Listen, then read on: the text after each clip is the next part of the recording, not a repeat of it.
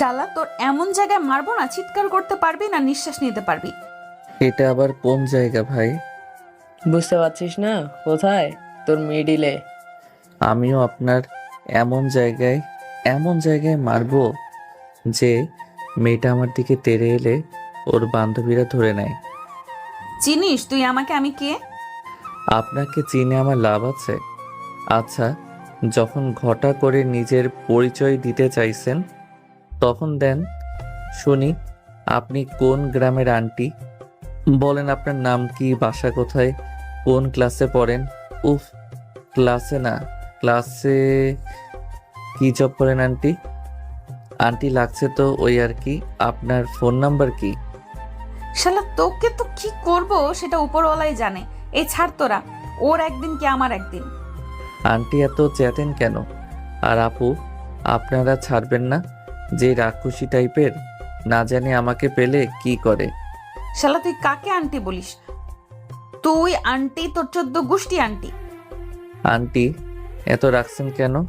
আর আপনি না আপনার পরিচয় দিবেন বললেন? মেয়েটা ওদের থেকে ছাড়া পেতেই দিলাম দৌড়। পিছনে ফিরে দেখি রাকিবও আসছে। চলেন, হয়েছে এটা কি বলি। কলেজের বড় আপুরা এক জায়গায় বসে আড্ডা দিচ্ছে, আমরা দুই বন্ধু ওখানে দিয়ে আসছি। তখন দেখ তো আমি কত সুন্দর, কলেজে কত ছেলে আমাকে দেখে ক্রাশ খায়, কত ছেলে পেছনে ঘুরে, তার ঠিক আছে? হুম। হঠাৎ কথা শুনে দাঁড়িয়ে বললাম, যেই না চেহারা, নাম রাখছে পেয়ারা, আর পচা জিনিসে একটু মাছি ভনভন বেশি করে। আমার কথা শুনে ওই মেয়ে বাদে বাকি মেয়েগুলো হেসে দিল। আর মেয়েটা অনেক রেগে গেল। রেগে বলল, কি বললি তুই? আমি পচা জিনিস? শালা তোকে তো আমি কি যে করব। আমি ভুল কি বলেছি বলবেন? আচ্ছা, আমি ভুল কোথায় বললাম বুঝতে পারছি না। সে যাই হোক, দৌড়িয়ে অনেক ক্লান্ত, থামতে গিয়ে হঠাৎ করে কারোর উপর পড়ে গেলাম। সামনে তাকিয়ে দেখি একটা মেয়ে। মেয়েটা মাশাআল্লাহ অনেক সুন্দর, আর আমার মুখটা মেয়েটার বুকের উপর পড়েছে।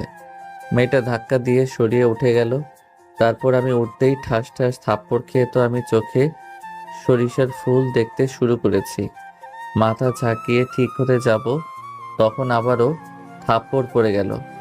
একটু পরে মাথা ঝাঁকিয়ে ঠিক হলাম, দেখি ওই মেয়েটি, আর যার উপর পড়েছি ওই মেয়েটা রাগীভাবে তাকিয়ে আছে। আজকে যে আমার কপালে কি আছে আল্লাহ জানেন। আমার জীবনের প্রশ্ন, এখান থেকে এখন কেটে পড়াই ভালো। আবার পালাতে যাব, তখন দুইজনে দুই হাত ধরে নিল, মাম্মি আমাকে বাঁচাও। পালিয়ে যাবি কোথায়? আমার ভুল হয়ে গেছে আপু, মাফ চেয়ে নেন না, মানে মাফ করে দেন। বুঝতে পারছি তুই কেমন ছেলে, তোকে এমন ভাবে সোজা করা যাবে না। এই তোর আব্বুর নাম্বার দে। ইমোশনাল হয়ে বললাম, আপু আমার আব্বু নেই, নাম্বার কোথা থেকে দিব? সরি রে। আচ্ছা যা তাহলে, আর এমন করবি না। শ্রাবণী, ছেড়ে দে এটাকে। শালা এই হারামজাদা, চোখ খুলে কি দৌড়াস নাকি? বাদ দে, ও আমার তাড়া খেয়ে দৌড়ানি দিচ্ছিল। ধন্যবাদ আপু। আচ্ছা আপু, আপনার নাম কি? ইসরাত জাহান ইরা। তোমার নাম কি? আকাশ আহমেদ নীল। যাই আপু। ছেড়ে দিতেই দৌড় দিলাম। কিছু দূর এসে এক জায়গায় দাঁড়িয়ে হাঁপাতে লাগলাম। বাপের বাপ, অনেক বড় বাঁচান বেঁচেছি, না হলে আজকে আমার কি যে অবস্থা হতো। হঠাৎ পিছন থেকে কেউ পিঠের উপর হাত রাখলো। ভয় পেয়ে বললাম, আপু আমি আবার কি করলাম? প্লিজ আপু ছেড়ে দেন, আমি আর আপনাদের কিছু বলবো না। আপনাদের কেন, কোনো মেয়েকে কিছু বলবো না। পিছন থেকে হাসির শব্দ এলো, পরিচিত কণ্ঠ। রাকিব শালা হাসে। ঘুরে রেগে গিয়ে বললাম, শালা তোর নানির খালি ঘর এমন ভাবে ভয় দেখাস কেন? হা হা হা। তুই যে এত ভীতু জানতাম না। এমন মাইন্ডকার চিপায় যখন পড়বি তখন বুঝবি কি অবস্থা হয়। তা বুঝলাম, কিন্তু আঙ্কেলকে জীবিত থাকতে মেরে দিলি। জান বাঁচানো ফরজ, না হলে আজকে আমার মান সম্মান কেউ বাঁচাতে পারতো না। আচ্ছা বন্ধু, ওরা কোন ক্লাসে পড়ে রে? এতদিন ধরে ক্লাস করি, ঘুরে ঘুরে সবাইকে দেখে বেড়াই, কিন্তু এদের তো দেখতে পাইনি কখনো। আমাদের ক্লাসে যখন দেখিনি তখন আমাদের ক্লাসের না, অন্য ক্লাসে পড়তে পারে। খোঁজ নিতে হবে কোন ক্লাসে পড়ে। এমনভাবে আমাকে দৌড়ানি দেওয়ার শাস্তি দেওয়া লাগবে। এই জন্য বলে কুত্তার লেজ কখনো বাঁকা হবে না, আর তুইও কখনো ভালো হবি না শালা। দূর হ, তেমন কিছু হবে না। আগে চল ওই সেমনিদের সাথে কথা বলে আসি। ওই নীলা মেয়েটা কিন্তু আমার উপর ফিদা। ভাবতেই ভালো লাগে আমাকেও কেউ পছন্দ করে। পচা জিনিসে একটু মাছি বেশি ভনভন করে। অপমান করলি তো, কিন্তু আমি গায়ে মাখলাম না। তোর যে শরীরে গন্ডারের চামড়া, তোর কি এগুলো কিছু মনে হবে? আঙ্কেলের কাছে এত মায়ের খাস, কিন্তু তোর শিক্ষা হয় না। চিন্তা নাই, সমস্যা নাই। আচ্ছা চল ওদের কাছে যাই। নীলারা দাঁড়িয়ে আছে, ওদের কাছে গেলাম। হাই, কি অবস্থা সবার? এই তো ভালো, তুমি? আলহামদুলিল্লাহ। আজকে তোমাকে কত কিউট লাগছে ইয়ার। সত্যি? এই মেয়েদের একটা সমস্যা, কেউ প্রশংসা করলে লজ্জা একবারে লাউডোঙা হয়ে যায়। ঢং। চুপ কর শালা, লজ্জা ঢং মেয়েদের অলংকার। ওরা করবে না তো তুই করবি নাকি? ঠিক বলছো, এই জন্য তো তোমাকে এত ভালো লাগে।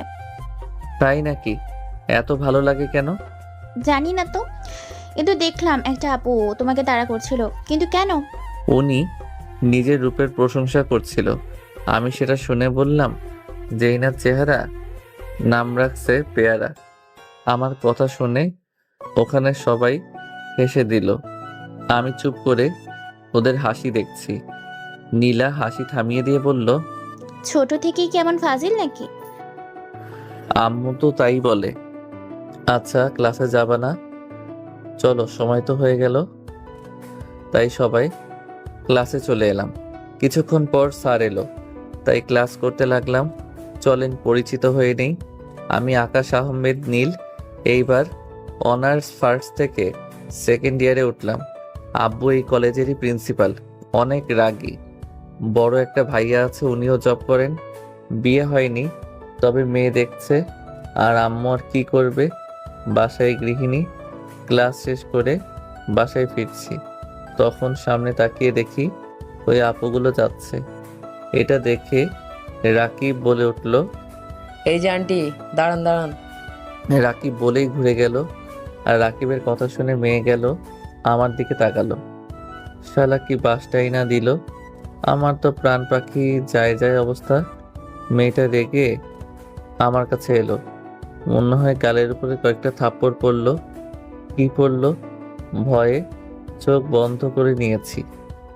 অনেকক্ষণ চোখ বন্ধ করে আছি, কিন্তু মেয়েটা কিছু বলছে না। একটা চোখ খুলে তাকিয়ে দেখি মেয়েটা আমার অবস্থা দেখে মিটমিট করে হাসছে। দুই চোখ খুলতেই মেয়েটা বলল, তখন ওভাবে মিথ্যা বললে কেন যে তোমার আব্বু নেই? না আসলে ভয় পেয়ে আপনাদের থেকে বাঁচার জন্য। একটা কথা বলবো না, মানে যদি রাগ না করেন তাহলে। বলো শুনি। আপনার এমন মিটমিট হাসিটা অনেক সুন্দর। আপনার গালে টোল পরে, এতে আরো সুন্দর দেখাচ্ছে। বড় আপুদের সাথে লাইন মারার চেষ্টা করছো, এটা কি ঠিক হচ্ছে?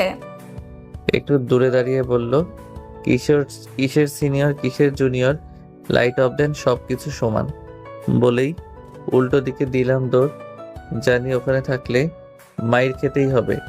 একটু দূরে এসে দাঁড়িয়ে দেখলাম মেয়েটা একটু তাকিয়ে থেকে চলে গেল। আমিও চলে এলাম। রাকি ভালাই তো আগেই কেটে পড়ে আছে। তারপর কলেজ থেকে বাইরে আসতে দেখি রাকিব দাঁড়িয়ে দাঁড়িয়ে সিগারেট খাচ্ছে।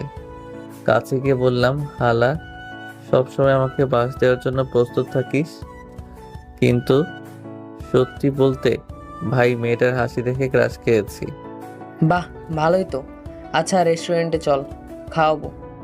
কোন খুশিতে? বাইকে ওঠ, তারপর বলছি। রাকিব বাইকে উঠে বসলো। তারপর আমি উঠে বসতেই চালাতে লাগলো, এবার বল কি জন্য খাওয়াবি? আমার এক্সের সংসার গেছে। এটা কোনো খুশির কথা হলো? যদিও একটু একটু ওই শালি তো আবার বড়লোক দেখে গেছিল। বর্তমানে এমন হয়েছে, মানুষ একসাথে সব কিছুই চাইতেছে, ভালোবাসাও চাচ্ছে, অনেক টাকা পাওয়া ছেলেও চাচ্ছে। ওর প্রতি তো আমার ভালোবাসা আর সময় দেওয়া কম ছিল না, শুধু টাকা ছিল না, খুব দামি দামি গিফট করতে পারতাম না। তাই শালি টাকাওয়ালা দেখে বিয়ে করে নিল। শুনলাম বরের নাকি ওকে সময় দেয় না, ভালোবাসে না। কি বলবো বল, মানুষের ধর্মই হয়তো এখন এমন হয়ে গেছে। মানুষ বুঝতে চায় না শুধু টাকা থাকলেই সুখী হওয়া যায় না, ভালোবাসা, কেয়ার এইগুলোও প্রয়োজন হয়। তারপর একটা রেস্টুরেন্টে এলাম, তারপর খাওয়া শেষ করে বাসায় এসে ফ্রেশ হলাম। আম্মু খাবো না, বাইরে থেকে খেয়ে এসেছি। বাসায় খাবার রেখে বাইরে খাওয়া আসা, তাই না? দাঁড়া, তোর আবুকে আর ভাইয়াকে তোর হাত খরচ দিতে বন্ধ করতে বলছে।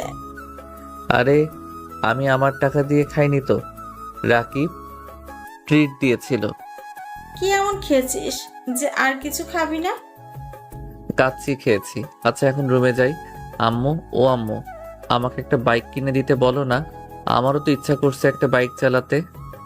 ওইসব বাইকটাই খাবে না, বাইক চালাতে গিয়ে কোথায় কি হয় তার ঠিক নেই, আমি কিছু বলতে পারবো না। ধুর ধুর, মন খারাপ করে রুমে এসে ফোন চাপতে চাপতে ঘুমিয়ে পড়লাম। বিকেলে ঘুম থেকে উঠে দেখি ভাইয়া ছাদে যাচ্ছে, পিছনে পিছনে আমিও গেলাম। ভাইয়া আমার থেকে 4 বছরের বড়, তাই তুই করেই বলি, তুমি বলা হয় না। এই জন্য আব্বুর কাছে কত বকা খেয়েছি তা ঠিক নেই। বিধিবাম ওই কথায় আছে না, স্বভাব যায় না মলে, কয়লা যায় না ধুলে। ভাইয়া, এই ভাইয়া শোনো না, তোর আবার কি হলো? আব্বুকে বলো না বাইক কিনে দিতে, আমারও তো ইচ্ছা করছে বাইক চালাতে। বলো না আব্বুকে। আমি এসব পারবো না, যা ভাগ এখান থেকে। বিষয়টা মাথায় রাখলাম, যদি আমার কাছে কিছু চাইতে আসিস তাহলে সেদিন আমিও দেখে নিব তোরে। রাগ দেখিয়ে ওখান থেকে চলে এলাম। তারপর রাকিবকে ফোন দিয়ে ডাকতেই কিছুক্ষণ পর ও আমার বাসার সামনে আসে, তাই ওর সাথে বেরিয়ে পড়লাম। হালার ট্যাঙ্কি মাঝে মধ্যে আমাকে ওর বাইকে তেল ভরে দেওয়া লাগে। তারপর ঘোরাঘুরি করে রাতে বাসায় এলাম। রাতে খাবার সময় আব্বু বললেন, তোমার জন্য একটা সম্বন্ধ আসছে, মেয়েটাও অনেক ভালো, তুমি অনেক মেয়ে রিজেক্ট করছো, আমি আর না শুনতে চাই না। আব্বু, আমাকে আর একটু সময় দাও। তুমি একটু একটু করে অনেক সময় নিয়েছো, আর না। আর কয়েকদিন সময় দাও, তারপর না হয় বলছি। ওকে ঠিক আছে, আমি যেন 2 দিন পর না শুনতে না পাই। এমনভাবে কথা বলে মনে হয় যেন দাদি কখনো মুখে মধু দেয়নি। সবসময় এমনভাবে কথা বলে, মুখে রস খস কিছু নেই। আমার কথা শুনে রেগে তাকালো। আমি মাথা নিচু করে খেতে লাগলাম। আম্মু আর ভাইয়া মিটমিট করে হাসছে। তোকে কি যে বলবো রে, এত ব্যাহা কেন তুই? আপনার হাতের মায়ের খেয়ে খেয়ে এই অবস্থা হয়েছে। আচ্ছা আব্বু, একটা কথা বলি, আমাকে একটা বাইক নিয়ে দেন না। আমার কথা শুনে রেগে তাকালো, তাই আর কিছু বলার সাহস হলো না। তারপর চুপচাপ খেয়ে থেমে চলে এলাম। কিছুক্ষণ পর পড়ছি, তখন দেখলাম ভাইয়া আমার রুমে এলো, তারপর আবার চলে গেল। একটু পরে আবার এলো। কিরে, কিছু কি বলবি? তোকে একটা কথা বলার ছিল, কিন্তু কিভাবে যে বলবো বুঝতে পারছি না। তোর কথা আমি শুনবো না। তুই বিকেলে আমার সাথে কি ব্যবহার করেছিস মনে আছে? ভাই, আমার ভুল হয়েছে। অত কিছু বাদ দিয়ে বল, কি হয়েছে? আমি একটা মেয়েকে ভালোবাসি, আমি ওকে বিয়ে করতে চাই, তাই এসব বিয়ে রিজেক্ট করে দিচ্ছি। সেটা আগেই সন্দেহ করেছিলাম, তো আমি কি করতে পারি? আমি কিছু করতে পারবো না। ভাই প্লিজ এমনভাবে বলিস না। পারলে তুই আব্বুকে রাজি করাতে পারবি। আব্বুর সামনে আমার দাঁড়ানোর সাহস পাবো না। প্লিজ ভাই, ফিরিয়ে দিস না। আমি কি করতে পারি বল? আমাকে কি করতে হবে আর বিনিময়ে আমি কি পাবো? তুই বাইক চাইছিলি না, আমি তোকে নিয়ে দিব। আরে তাহলে কিস বাত কা দেরি। কিন্তু তুই যে আমাকে সত্যি বাইক নিয়ে দিবি তার গ্যারান্টি কি? যদি সত্যি বাইক নিয়ে দিস তাহলে আব্বুকে যেভাবেই হোক ম্যানেজ করার দায়িত্ব আমার। সত্যি সত্যি সত্যি, 3 সত্যি বলছি, দিব মানে দিব। তাহলে আগামীকাল বাইক দিবা, তারপর আব্বুকে বলবো। তোর বিশ্বাস হচ্ছে না? আমাকে বিশ্বাস হয় না তোর? না, তোকে আমার বিশ্বাস হয় না। তুই পরে পাল্টি খেতে পারিস, তোর বিশ্বাস নেই। আর শোন, আগামীকাল বাইক নিতে যাবি আর তোর গার্লফ্রেন্ডকে দেখাবি, তারপর আব্বুকে রাতে আমি বলবো। তোর কি গ্যারান্টি আছে আব্বুকে রাজি করাবি?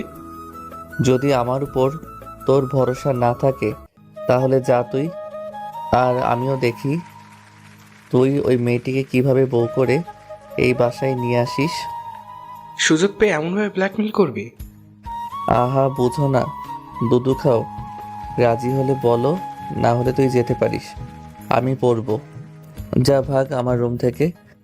ঠিক আছে, তোকে আগামীকালকেই বাইক কিনে দিব। ওকে, নিশ্চিন্তে গিয়ে ঘুমিয়ে পড়, তোর কাজ হয়ে যাবে। ভাইয়া চলে গেল, আমি পড়াতে মন দিলাম। অনেক খুশি খুশি লাগছে। যাক, অনেক দিনের ইচ্ছা পূরণ হবে। তারপর কিছুক্ষণ পরে ঘুমিয়ে পড়লাম। পরের দিন সকালে ঘুম থেকে উঠে ফ্রেশ হয়ে নাস্তা করতে এলাম। দেখি আব্বু ও ভাইয়া সবাই আছে। তাই বললাম, আব্বু আপনার জন্য একটা সুখবর আছে। তুই এবার আমাকে কি সুখবর দিবি? ওটা রাতে দিব। আর কিছু কথা হলো না।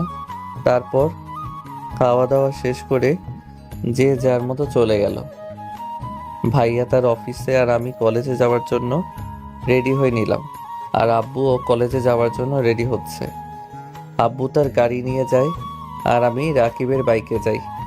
কিছুক্ষণ পর রাকিব বাইক নিয়ে আসতেই উঠে পড়লাম। ভাই, চিন্তা নাই, আমিও বাইক পেয়ে যাব আজকে। তাই নাকি? কিভাবে? তারপর রাকিবকে বললাম, ভালোই তো। তারপর কলেজে চলে এলাম। এসে হাঁটছি, তখন দেখি ওই মেয়ে গেল এদিকে আসছে।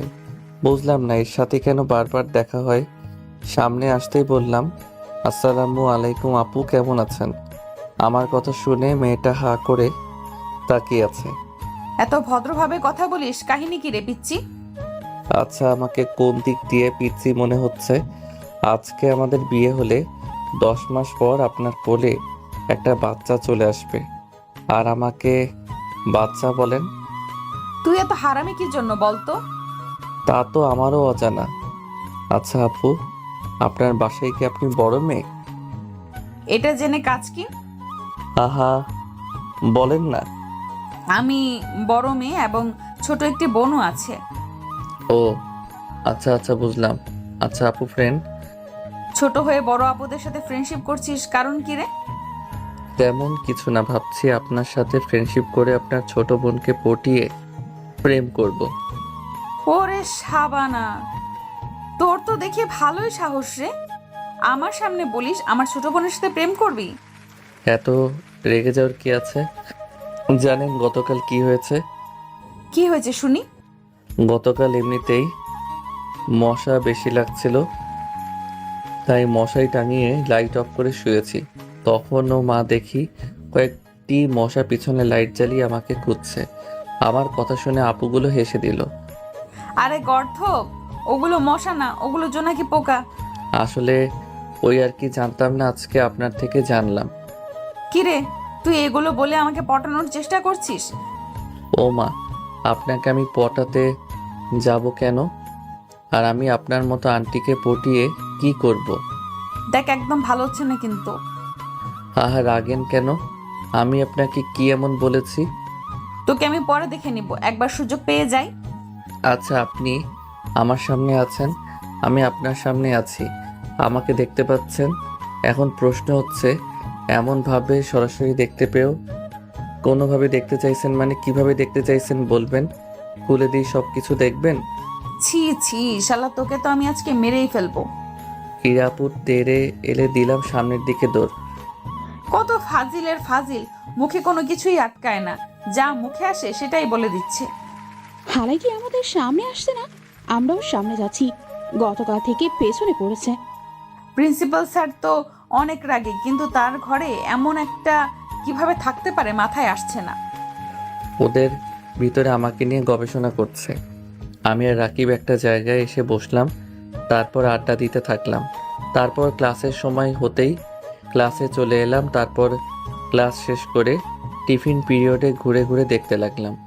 ঘুরতে ঘুরতে এক কর্নারে বসলাম, দেখি ইরা আপু এবং ওনার বান্ধবীগুলো এদিকে আসছে। এসেই, তোরা দুজন এখানে কি করছিস? তোরা তো এখানে বসে থাকিস না, আজকে এখানে কেন? ওঠ এখান থেকে। উঠবো কেন? আমরা এখানে বসি, তোর এখান থেকে উঠ। আপনাদের এখানে কি রেজিস্ট্রি করা নাকি?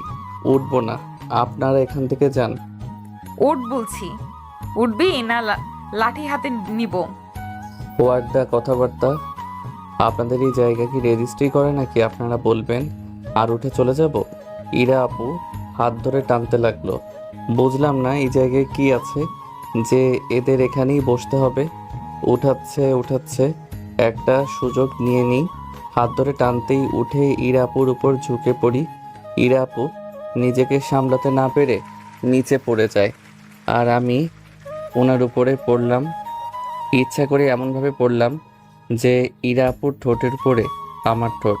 সুযোগ বুঝে একটা কিসই করে নিলাম।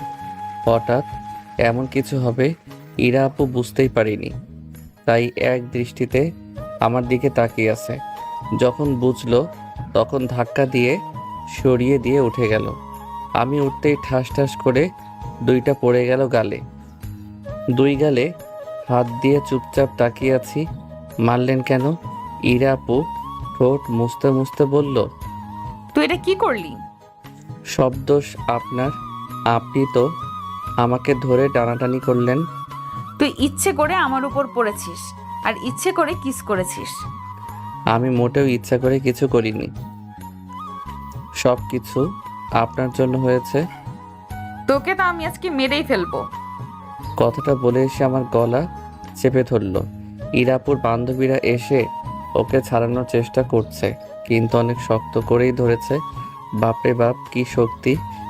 ছাড় তোরা ওকে, আমি মেরেই ফেলবো। ইরা আপুকে কয়েকজন টেনে ছাড়িয়ে নিতেই আমি কাশতে শুরু করলাম। কি সাংঘাতিক মেরে বাবা! রাকিব আমাকে হাত ধরে টেনে নিয়ে আসছে, এখনো ইরাপুর বান্ধবীরা ওকে ধরে আছে। মাথায় শয়তানি বুদ্ধি এলো।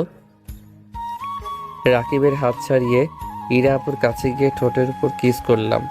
তারপর আর এক মুহূর্ত না দাঁড়িয়ে দিলাম দৌড়, আর বললাম এটা আমার গলা চেপে ধরার জন্য। এক দৌড়ে ক্লাসরুমে চলে এলাম। একটু পরে রাকিব এলো, এসে বলল, দেখ, এটা কিন্তু ঠিক নয়। আচ্ছা বল, আমি কি প্রথমে কিছু বলেছিলাম? নিজে থেকেই তো ঝগড়া করতে এলো। ওই সব বাদ দে, এখন স্যার আসবে। বসে আছি তখন পিয়ন এসে বলল যে আব্বু নাকি আমাকে ডেকেছে। বুঝতে পারছি আব্বুর কাছে নালিশ চলে গেছে। আজকেও তোর কপালে দুঃখ আছে। সেটাই তো দেখছি, কিন্তু ও যে আব্বুর কাছে গিয়ে বলে দিবে বুঝতে পারিনি। আচ্ছা যাই, দেখে আসি। উঠে আব্বুর রুমে এলাম, দেখি ইরা আপু আর ওর বান্ধবীরা দাঁড়িয়ে আছে। ইরা আপুর কাছে গিয়ে বললাম, আপনি অন্যভাবে শাস্তি দিতেন। আব্বুকে বলা কি খুব বেশি প্রয়োজন ছিল? দাঁড়িয়ে দাঁড়িয়ে দেখেন আমার এখন কি অবস্থা হয়। মেয়েটাকে বলেছিস আমার কাছে নালিশ এলো কি জন্য? না, আসলে আব্বু আর কিছু না বলে একটা লাঠি দিয়ে পিঠের উপর কয়েকটা ব্যথায় চোখ দিয়ে পানি বের হয়ে গেল, তাও চোখ বন্ধ করে দাঁড়িয়ে আছি। একটু পরে বলল, মেয়েটার কাছে মাপ চেয়ে নে, আর বল কখনোই কোনো মেয়েকে কিছু বলবি না, মেয়েদের দিকে চোখ তুলেও তাকাবি না। সরি আপু, আর আপনাকে কিছুই বলবো না, আপনার সামনেও যাব না। ওই মরেই যাই, এই জীবন রেখে হবেটা কি? কি বলি তুই? তোকে তো তাই করতে মন চাই মাঝে মধ্যে, একমাত্র তোর জন্য আমাকে মাঝে মধ্যে ছোট হতে হয়। ঠিক আছে, আর কোনো মেয়ের সামনে যাব না, এখন আমি যাই। আল্লাহ, তুমি আমার ঘরে এমন সন্তান না দিলেও পারতে। আচ্ছা ঠিক আছে, ঠিক আছে, সত্যি সত্যি যেদিন থাকবো না সেদিন শুধু আফসোস করবেন। তুই না থাকলে ভালো হবে, যা এখন। ওখান থেকে বেরিয়ে ক্লাসরুমে চলে এলাম। আস্তে আস্তে রাকিব বলল, কিরে, আঙ্কেল কি বললো? ওর দিকে পিছন ঘুরিয়ে বললাম, এইবার আমার গেঞ্জি তুলে দেখো। আমার কথা শুনে রাকিব গেঞ্জি একটু উপরে উঠিয়ে বলল, মেরে কি অবস্থা করেছে!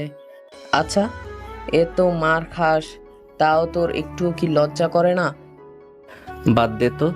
আচ্ছা তা যাই হোক, শরীর অনেক ব্যথা করছে। কোনো রকম বাকি ক্লাসগুলো শেষ করে রাকিব আমি বেরিয়ে এলাম।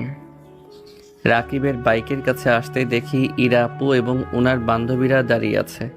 বুঝলাম না ওখানে আবার কেন দাঁড়িয়ে, তা যেই কারণেই হোক। তুই বাইক নিয়ে গেটের কাছে আয়, আমি ওখানেই দাঁড়াচ্ছি। আমি গেটের কাছে এলাম আর রাকিব ওর বাইকের কাছে গেল। যেতেই, তোর ফ্রেন্ড কোথায়? কেন আপু? আমি বুঝতে পারিনি ওকে এতটা মারবে। আমি ভাবলাম হয়তো কিছু একটা বলবে, যেন আমার সাথে এমন না করে, কিন্তু এভাবে যে মারবে বুঝতে পারিনি। ওগুলো আর কিছু হবে না, আর ওগুলো কিছু মনেও করে না। এমনভাবে আঙ্কেলের কাছে কত যে মার খেয়েছে তার ঠিক নেই। আর চিন্তা নেই, আপনার সাথে কোনো প্রকার দুষ্টুমি আর সামনেও আসবে না। তা ঠিক আছে, কিন্তু তোমার ফ্রেন্ড কোথায়? আবার কি মার খাওয়ানোর ইচ্ছে আছে নাকি? ওর খোঁজ কেন করছেন বুঝতে পারছি না। আপনাদের মেয়েদের সমস্যাটা কোথায় বুঝতে পারছি না। আপনি ওকে শাস্তি দিয়েছেন না, অভিযোগ করেছেন না। আপনি চেয়েছেন আপনার সামনে যেন না যায়, ওটাই করেছে। আপনার সাথে দুষ্টুমি বা ফাজলামি কিছুই করবে না, ওটা চেয়েছেন, ওটাই হয়েছে। তাহলে আবার ওকে কেন খোঁজ করছেন? আবারও কি মার খাওয়াতে চান? না, এখনো প্রতিশোধ নেওয়া হয়নি। এমনিতেই অনুশোচনায় ভুগছিলাম, তার উপর রাকিবের এমন কথাই ইরা আপু কেঁদে দিয়েছে। রাকিব সেদিকে খেয়াল না করে বাইক নিয়ে আমার কাছে আসতে উঠে পড়লাম। চলো ফার্মেসি থেকে মেডিসিন নিয়ে ওষুধ নিই, অনেক ব্যথা করছে রে ভাই। তোর একটু লজ্জা হওয়া দরকার। শালা, এত মার খাচ্ছিস তাও তোর শিক্ষা হয় না। ধুর বাদ দে। তারপর রাকিব আমি ফার্মেসিতে এলাম, তারপর কিছু মেডিসিন নিয়ে বাসায় এলাম। আম্মুকে কিছু বলা যাবে না, আর জানি ওই হিটলার ফাদরও আম্মুকে বলবে না। রাকিব বাসায় রেখে চলে গেল, আমিও বাসার ভিতরে এসে ফ্রেশ হয়ে খেতে এলাম। আম্মু খাবার দাও, দেখি আব্বু এলো। আমি কিছু বললাম না। আম্মু খাবার দিতেই চুপচাপ খেয়ে রুমে এসে শুয়ে পড়লাম। বিকেলে ভাইয়ার ডাকে ঘুম ভাঙলো। ঘুম থেকে উঠে বললাম, কি হয়েছে, ডাকিস কেন? আব্বুর কাছে আবার মার খেয়েছিস তাই না? কখন মার খেয়েছিস? নিশ্চিত কলেজে। বাদ দে তো। আচ্ছা চল বাইক নিতে চল। ওষুধ খেয়েছিস? আম্মু জানে বিষয়টা? বাদ দে তো, ওইসব আর আম্মু জানে না, এই সব কিছু বলিনি। আচ্ছা তুই রুমে গিয়ে রেডি হয়ে নে, আমি ফ্রেশ হয়ে আসছি। আর ভাবিকে ডেকেছিস নাকি? ডেকেছি, আসবে বলেছে। আচ্ছা তুই রেডি হয়ে আয় তাহলে। ভাইয়া চলে যেতেই উঠে ফ্রেশ হয়ে বের হলাম। ভাইয়াও আসতেই আম্মু দুজনকে দেখে বলল, দুজনে কোথায় যাচ্ছিস? বাইক কিনতে। ভাইয়া বাইক নিয়ে দিবে। কি হঠাৎ কি মনে করে বাইক নিয়ে দিবে? কি রে, তুই ওকে বাইক নিয়ে দিবি, কাহিনী কি বলতো? পরে শুনিও, এখন যাই। ভাইয়া চলো চলো। তারপর বাইরে এলাম। ভাইয়া ওর গাড়ি নিয়ে আসতেই সামনে উঠে বসলাম। তারপর ভাইয়া ব্যাংক থেকে টাকা উঠিয়ে আবার বাইক শোরুমে এলাম। কি বাইক নিয়ে দিবি? R15 ভার্সন 3 নে। সত্যি? আমি ভাবলাম হয়তো 2 লক্ষ এর মধ্যে নিয়ে দিবি। তুই আমার সোনা মোনা ভাই, ধন্যবাদ তোকে। হয়েছে হয়েছে, এবার ভিতরে চল। তারপর বাইকের শোরুমের ভিতরে এলাম। বাইক নিয়ে সব কিছু ঠিক করতে অনেক সময় হয়ে গেল। ভাইয়ার ফোন বেজে উঠলো। ফোন রিসিভ করে কার সাথে যেন একটু কথা বলল, তারপর এসে বলল, ওরা চলে এসেছে। ওরা বলতে কে কে আছে? ও আছে আর ওর ছোট ভাই এবং ও চাচাতো বোন আছে। ও আচ্ছা, এদিকের কাজ তো শেষ, কিন্তু ভাইয়া লাইসেন্সটা, ওটার টাকা আমি কোথায় পাবো? চিন্তা নেই, ওটাও আমি দিব। এদিকের কাজ শেষ, আজ রেস্টুরেন্টে চল, ওখানে ওরা আছে। ওকে। ভাইয়া ওর গাড়ি নিয়ে চলে গেল। আমিও বাইক নিয়ে ওখানে এলাম। তারপরে ভিতরে গেলাম, দেখি ভাইয়ারা বসে আছে। আমি ওদের কাছে গিয়ে একটু অবাক হলাম। ইরা আপুর আছে, অন্য একটা মেয়েকে দেখে সালাম দিলাম। আসসালামু আলাইকুম ভাবি, কেমন আছেন? কিভাবে বুঝলে আমি তোমার ভাবি? ওই মেয়েটাও তো হতে পারে। আগে জি না, ওনাকে আমি চিনি, আমাদের কলেজে পড়ছে, এক ক্লাস সিনিয়র। ও আচ্ছা, বুঝলাম। তাহলে তো ওকে আর পরিচয় করিয়ে দিতে হবে না, এবং এটা আমার ছোট ভাই। বুঝলাম, নাইস টু মিট ইউ। তারপর ওদের সাথে আলাপ জমালাম। ভাইয়া এর ভিতরে অর্ডার দিয়ে এসেছে। কথা বলতে বলতে খাবার এলো। ইরা আপু কেমন করে যেন বারবার তাকাচ্ছে। ভাবি, আপনার চাচাতো বোন কেমন করে বারবার যেন তাকাচ্ছে, মনে হচ্ছে আমাকে পছন্দ হয়েছে। তাই নাকি? কিরে এরা, পছন্দ হয়েছে নাকি? একে তোমার পছন্দ হবে? আমার পছন্দ এতটাও খারাপ না। কিন্তু বারবার এমন তাকাচ্ছিস কেন? সেটা আমিও লক্ষ্য করেছি। এমনিতেই তাকাচ্ছি। মুচকি হাসলাম। তারপর খাওয়াতে মন দিলাম। খেতে খেতে বললাম, ভাবি হিসেবে পছন্দ হয়েছে, চিন্তা করিও না, তোমাদের বিয়ে পাকা। কিন্তু ভাবি, একটা বিয়ে না মানে তোমার ছোট একটা বোন থাকলে ভালো হতো। কেন? এই যে এরা আছে। আরে এনাকে পছন্দ হচ্ছে না, আন্টি আন্টি ভাব। শালা, কিস করার সময় তো ঠিকই করিস, আর এখন আবার আন্টি আন্টি বলছিস? তোকে যে কি করতে মন চাচ্ছে, এখানে আবার গলা টিপে ধরি। খাওয়া শেষ হতেই আর একটু কথা বলে ভাইয়া আর আমি বাসায় চলে আসলাম। বাসায় আসতে আম্মু আর আব্বু বাইরে এলো। আব্বু রেগেই বলল, এই অকর্মাকে কি জন্য বাইক নিয়ে দিলি? অনেক দিনের ইচ্ছা ওর, আপনি বললে তো আর দিবেন না, তাই আমি দিলাম। সে যাই হোক, বাইকটা কেমন হয়েছে? ভালোই তো হয়েছে, আচ্ছা ভিতরে আয়। তারপর বাইক গ্যারেজে রেখে বাসায় এলাম। তারপর ফ্রেশ হয়ে পড়তে বসলাম।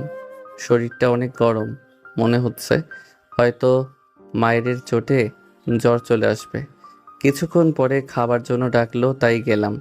আম্মু, ভাইয়ার জন্য যেই মেয়েটাকে দেখেছে ওটার পিক আছে না, নিয়ে আসো তো। তুই কি করবি? আহা, নিয়েই আসো না। আম্মু আমার কথা শুনে চলে গেল। তারপর আমার হাতে দিতেই আকাশ থেকে পড়ার অবস্থা। আরে এটা তো ভাইয়ার গার্লফ্রেন্ড। আমি পিক দেখে হাসতে লাগলাম। আমার হাসি দেখে আম্মু আব্বু ভাইয়া অবাক হয়ে তাকিয়ে আছে আর হাসির কারণ খুঁজছে। হাসছিস কেন? ভাইয়া, তোর টাকাটা লস লেগে গেল রে। তুই যদি মেয়েটাকে দেখতি তাহলে তোর লস লাগতো না। মানে, তোর কথা ঠিক বুঝলাম না। ভাইয়ার দিকে পিকটা এগিয়ে দিলাম। ভাইয়া পিক দেখে আমার দিকে বড় বড় চোখ করে তাকালো। আমি আবার হাসতে লাগলাম। ইস, তুই যদি আব্বুর দেখা মেয়েটাকে দেখতি তাহলে তোর এতগুলো টাকা লস লাগতো না রে, তোর অ্যাকাউন্টে ঠিক জমা হয়ে থাকতো। আম্মু, তুমি আমাকে পিকটা আগে দেখালে কি হতো? আমার এতগুলো টাকা পয়সা যেত না। তোদের কথা বুঝতে পারছি না। তোরা কি কেউ বলবি কি হয়েছে? আরে শোনো, যেই মেয়েটাকে আব্বু পছন্দ করেছে সেটা ভাইয়ার গার্লফ্রেন্ড। পিক না দেখে আমার সাথে গেছে ডিল করতে, যেন আমি আব্বুকে ওর গার্লফ্রেন্ডের সাথে বিয়ে দিতে রাজি করাই, আর ও আমাকে বাইক দিবে। কিন্তু আব্বু যে ওর গার্লফ্রেন্ডকেই ভাইয়ার বউ হিসেবে পছন্দ করেছে সেটা ও জানতো না, আর আমিও না। ইসরে ভাইয়া, তোর লস লেগে গেল রে। ও বাইক দিয়েছে? দিয়েছে অন্য কাউকে তো দেয়নি, ওর ছোট ভাইকে দিয়েছে। এখানে লাভ লোকসানের কথা কোথা থেকে আসছে? তাহলে কি বিয়ের কথা পাকা করব? সেটার বলতে তাড়াতাড়ি বিয়ের ডেট ঠিক করো। দেখছো না বিয়ের চিন্তায় চিন্তায় কেমন যেন হয়ে যাচ্ছে। তুই কিন্তু এখন বেশি বকবক করছিস। আচ্ছা ঠিক আছে। তারপর খাওয়া দাওয়া শেষ করে রুমে এসে একটু পরে মেডিসিন খেয়ে ঘুমিয়ে পড়লাম। মাঝরাতে শরীরটা অস্থির হয়ে গেছে, মাথা ব্যথা, শরীরের অনেক ব্যথা করছে, জ্বর চলে এসেছে। আম্মুকে ফোন দিলাম, বেশ কয়েকবার ফোন দেওয়ার পর রিসিভ করলো। আম্মু, আমার রুমে আসো, জ্বর চলে আসছে। কি? দাঁড়া, এক্ষুনি আসছে। ফোন কেটে দিলাম। একটু পরে আম্মু এলো, সাথে পানি আর ন্যাকড়া ওষুধ নিয়ে এলো। কখন থেকে এমন অবস্থা? খুব বেশিক্ষণ হয়নি, তবে সন্ধ্যা থেকে শরীরটা গরম হয়েছিলাম। আম্মু ওষুধ দিল, ওগুলো খেয়ে নিলাম। তারপর বেশ কিছুক্ষণ ধরে মাথায় জলপট্টি দিতে লাগলো। কিছুক্ষণ পরে জ্বর কমলে আম্মু চলে গেল। আব্বু যে মেরেছে ওটা বলিনি, আর একটু স্যান্ডো গেঞ্জি পরেছিলাম, তাই আম্মু মায়ের দাগ দেখতে পাইনি। তারপর আমারও ঘুম আসলে ঘুমিয়ে পড়লাম। পরের দিন সকালে রাকিবকে ফোন দিয়ে বললাম কলেজ যেতে পারবো না, জ্বর আসছে। সারাদিন বাসা থেকে বের হইনি, বিছানা ছেড়ে উঠতেই পারিনি। বিকেলে রাকিব এসে কিছুক্ষণ আড্ডা দিয়ে গেল। সারাদিন চলে গেল। রাতে খাবার খেতে গেলাম, তখন আম্মু বলল, মেয়ের বাবার সাথে কথা হয়েছে 20 তারিখে বিয়ে, মানে আর 10 দিন আছে। তারপর আর কথা বলতে বলতে খাওয়া শেষ করলাম। তারপর খাওয়া শেষ করে ওষুধ খেয়ে শুয়ে পড়লাম। বেশ কিছুক্ষণ পরে ঘুমিয়ে পড়লাম। সকালে ঘুম থেকে উঠে ফ্রেশ হয়ে নাস্তা করলাম। আজকেও বাসায় শুয়ে বসে কাটিয়ে দিলাম। বিকেলে ভাইয়া আর রাকিবের সাথে গিয়ে বাইকের লাইসেন্স আর ড্রাইভিং লাইসেন্সের জন্য আবেদন করলাম। তারপর রেস্টুরেন্টে হালকা খাওয়া দাওয়া শেষ করলাম। ভাইয়া চলে গেল, আমি আর রাকিব আড্ডা দিয়ে রাতে বাসায় এলাম। কিছুক্ষণ পরে খেতে এলাম, তারপর খাওয়া দাওয়া শেষ করে রুমে এসে শুয়ে পড়ি। পরের দিন সকালে দুজনে বাইক নিয়ে কলেজে এলাম। তারপর এক সাইডে রেখে আমরা দুজনে যেখানে বসে আড্ডা দেই ওখানে গিয়ে বসলাম। নীলাকে দেখলাম, আমাদের দেখে আমাদের কাছে এলো। কি ব্যাপার, কেমন আছো? এখন শরীরের অবস্থা কেমন? আর জ্বর আছে? না, এখন জ্বর নেই, আলহামদুলিল্লাহ ভালো আছি। তুমি কেমন আছো? আলহামদুলিল্লাহ ভালো। তোমার ফোন নাম্বারটা দাও তো। এমনভাবে না দাঁড়িয়ে থেকে বসো। দাঁড়িয়ে আছো কেন? না দাঁড়িয়ে থাকতে ভালো লাগছে। নীলা মুচকি হেসে আমার পাশে একটু দূরত্ব বজায় রেখে বসলো। তারপর তিনজনে কথা বলতে লাগলাম। ক্লাসের সময় হতে ক্লাসের দিকে আসছি, তখন ইরা আপু পিছন থেকে ডাক দিল। এই যে বেআই মশাই, দাঁড়ান। এমন ডাক শুনে পিছনে ফিরলাম, দেখি ইরা আপু হাসি মুখে আমার দিকে তাকিয়ে আছে। জি বলেন। আর হঠাৎ করে তুই থেকে আপনি যে? আরে তেমন কিছু না, নতুন সম্পর্ক হচ্ছে আপনাদের ফ্যামিলির সাথে, আমাদের বংশের, তাই আর কি। আচ্ছা যাই হোক, সরি সেদিনের জন্য। আমি কিছু মনে করিনি, ইটস ওকে। আচ্ছা যাই তাহলে, ক্লাসের সময় হয়ে আসছে। তারপর আর কিছু না বলে আসতে যাব, তখন আবারও বলল, তুমি কি আমাকে ইগনোর করে যাচ্ছ? দেখেন আপনি সেদিন কি বলেছিলেন আর কি অভিযোগ করেছিলেন, আর আব্বু সেদিন কি বলেছিল মনে নেই? আপনি কি আব্বুর কাছে মার খাওয়াতে চান নাকি? সেদিন যে স্যার ওভাবে আমাকে মারবে বুঝতে পারিনি। আমি সেদিনের বিষয় নিয়ে অনুশোচনায় ভুগছি। আর এটাও তো বলেছিল যে কোনো মেয়ের সাথে কথা না বলো, কিন্তু আমি তো দেখলাম একটা মেয়ের সাথে বসে বসে খুব জমিয়ে আড্ডা দিচ্ছিলাম। আমার ইচ্ছা। আচ্ছা তা যাই হোক, ক্লাসের সময় হয়ে এসেছে, যাই। আর আমিও রিয়েলি সরি আপনার সাথে ওই রকম করার জন্য। তবে হ্যাঁ, ওই কিসের বিষটা সারা জীবন মনে থাকবে। আমার কথা শুনে ইরা আপু কেমন লজ্জা পেল। আর কিছু বলার আগে চলে এলাম। রাকিব আগেই চলে আসছে, তারপর ক্লাস করতে লাগলাম। এমনভাবে কয়েকদিন চলে গেল। ইরা আপু কেমন নিজে থেকেই কথা বলতে আসে, আমিও বলি। মাঝে মধ্যে যখন ওই সেদিনকার কিসের কথা মনে পড়ে, তখন ওনার কথা ভাবি। ভাবতে ভাবতে অনেকটাই ভেবে ফেলেছি। ওনার প্রতি একটু একটু করে ভালো লাগা সৃষ্টি হয়েছে। হয়তো কখনো দেখা গেছে ভালোবাসায় পরিণত হবে। আমার মতোই হয়তো ওনারও অবস্থা, তাই হয়তো নিজে থেকে কথা বলতে আসে। তাছাড়া তো আর কোনো কারণ দেখতে পাচ্ছি না। শোনো না, মনে হচ্ছে ইরা আপুর প্রতি একটু একটু করে ভালোবাসা সৃষ্টি হচ্ছে। এইসবের ভিতরে যাস না, মনকে বুঝিয়ে যেখান থেকে গেছে ওখান থেকে ফিরে আয়। কষ্ট ছাড়া সুখ পাবি না। আর কয়েক বছর অপেক্ষা করে একটা চাকরি খুঁজে বিয়ে করে নিবি, ওটাই ভালো হবে। ইরাপুর মনেও মনে হচ্ছে আমার প্রতি ভালো লাগা তৈরি হয়েছে। যদি তাই হয়ে থাকে বিয়ে করে নে। এইসব রিলেশনে যাস না, তোকে তোর ভালোর জন্যই বলছি। আর নীলা মেয়েটাও মনে হচ্ছে তোকে ভালোবাসে। ওর প্রতি কখনো আমার ফিল আসেনি, ইরাপুর প্রতি আসছে। আর তেমন হলে ভাবিকে পটিয়ে ওর বোনকে বিয়ে করে নিব। তোকে তোর ভালোর জন্য বলা, এখন বাকিটা তুই ভেবে দেখ, যেটা ভালো মনে হয় সেটা কর। দুজনে কথা বলতে থাকলাম এমনভাবে। আরও কয়েকটা দিন চলে গেল। আগামীকাল ভাইয়ার বিয়ে, কাজিনগুলো আসছে। এই আপুর সাথে কথা বলা, মিস করা, এগুলো করতে করতে ভালোবেসে ফেলেছি। মনে হচ্ছে ইরা আপুও ভালোবাসে, ছোট তাই হয়তো বলতে পারছে না।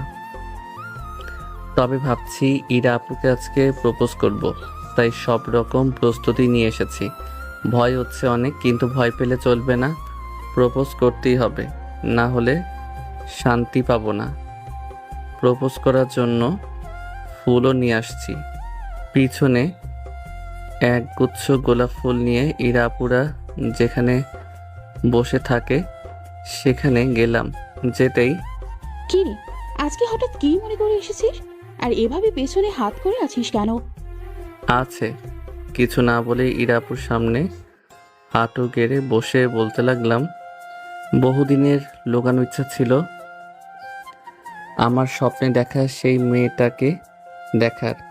তোমাকে প্রথম দিন দেখার পর মনে হয়েছে তুমি আমার স্বপ্নের সেই মেয়েটি।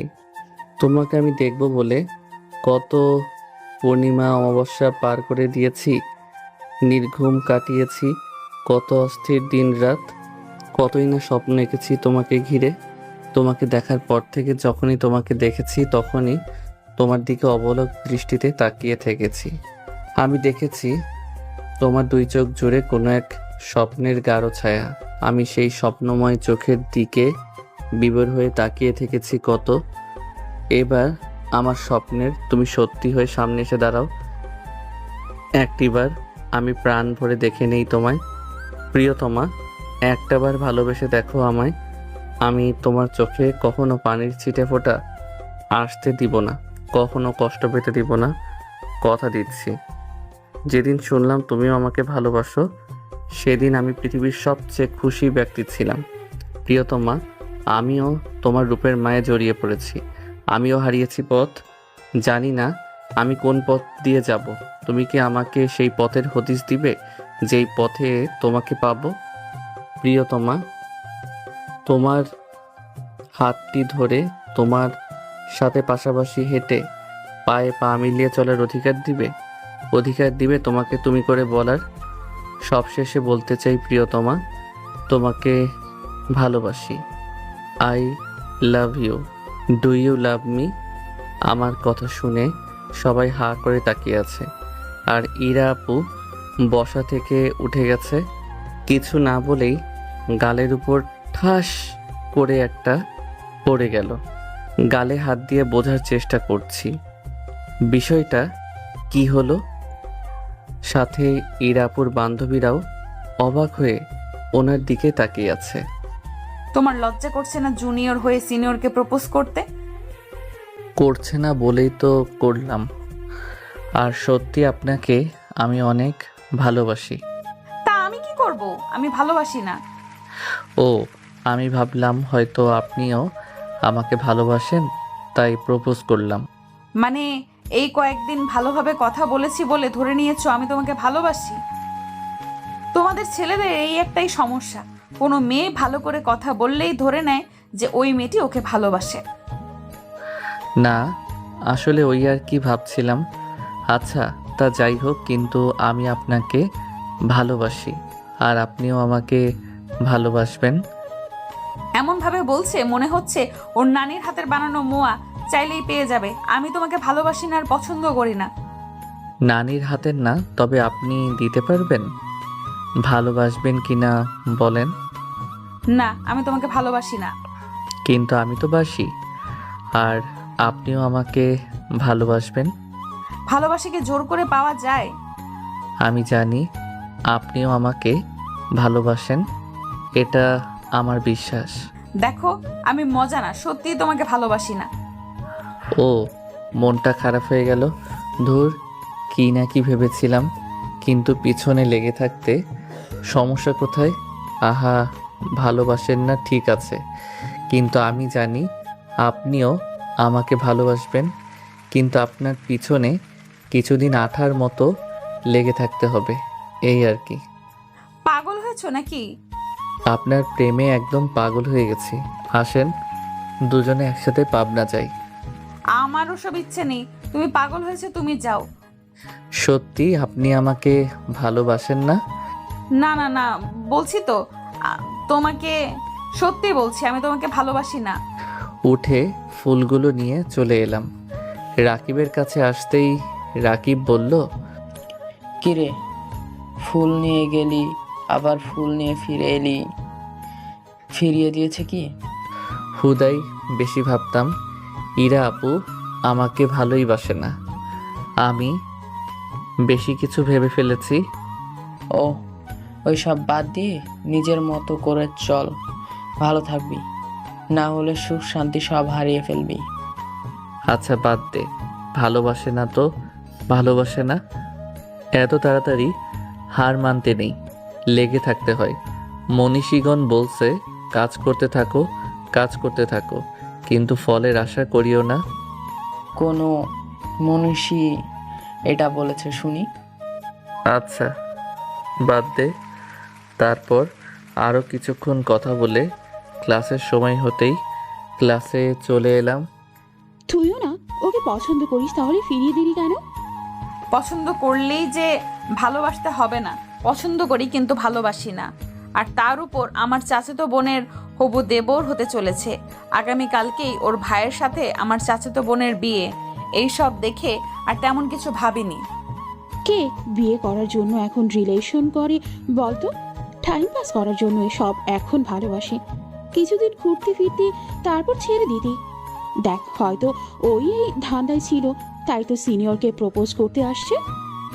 দেখ, সত্যি যদি ও ভালোবাসে আর আপুর দেবর হবে, বিষয়টা যদি আপু জানে আর আপু যদি আমার বাবা মাকে বলে দেয়, তাহলে বিষয়টি কেমন হবে ভেবে দেখেছিস?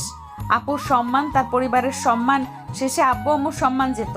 তার থেকে এইসবের ভেতরে না যাওয়াটাই ভালো। বুঝলাম, ওকে তাহলে ভালোভাবে বুঝিয়ে বলে দে। এবার আসলে ভালো করে বলে দিব। এই তো ভালো, তোমার?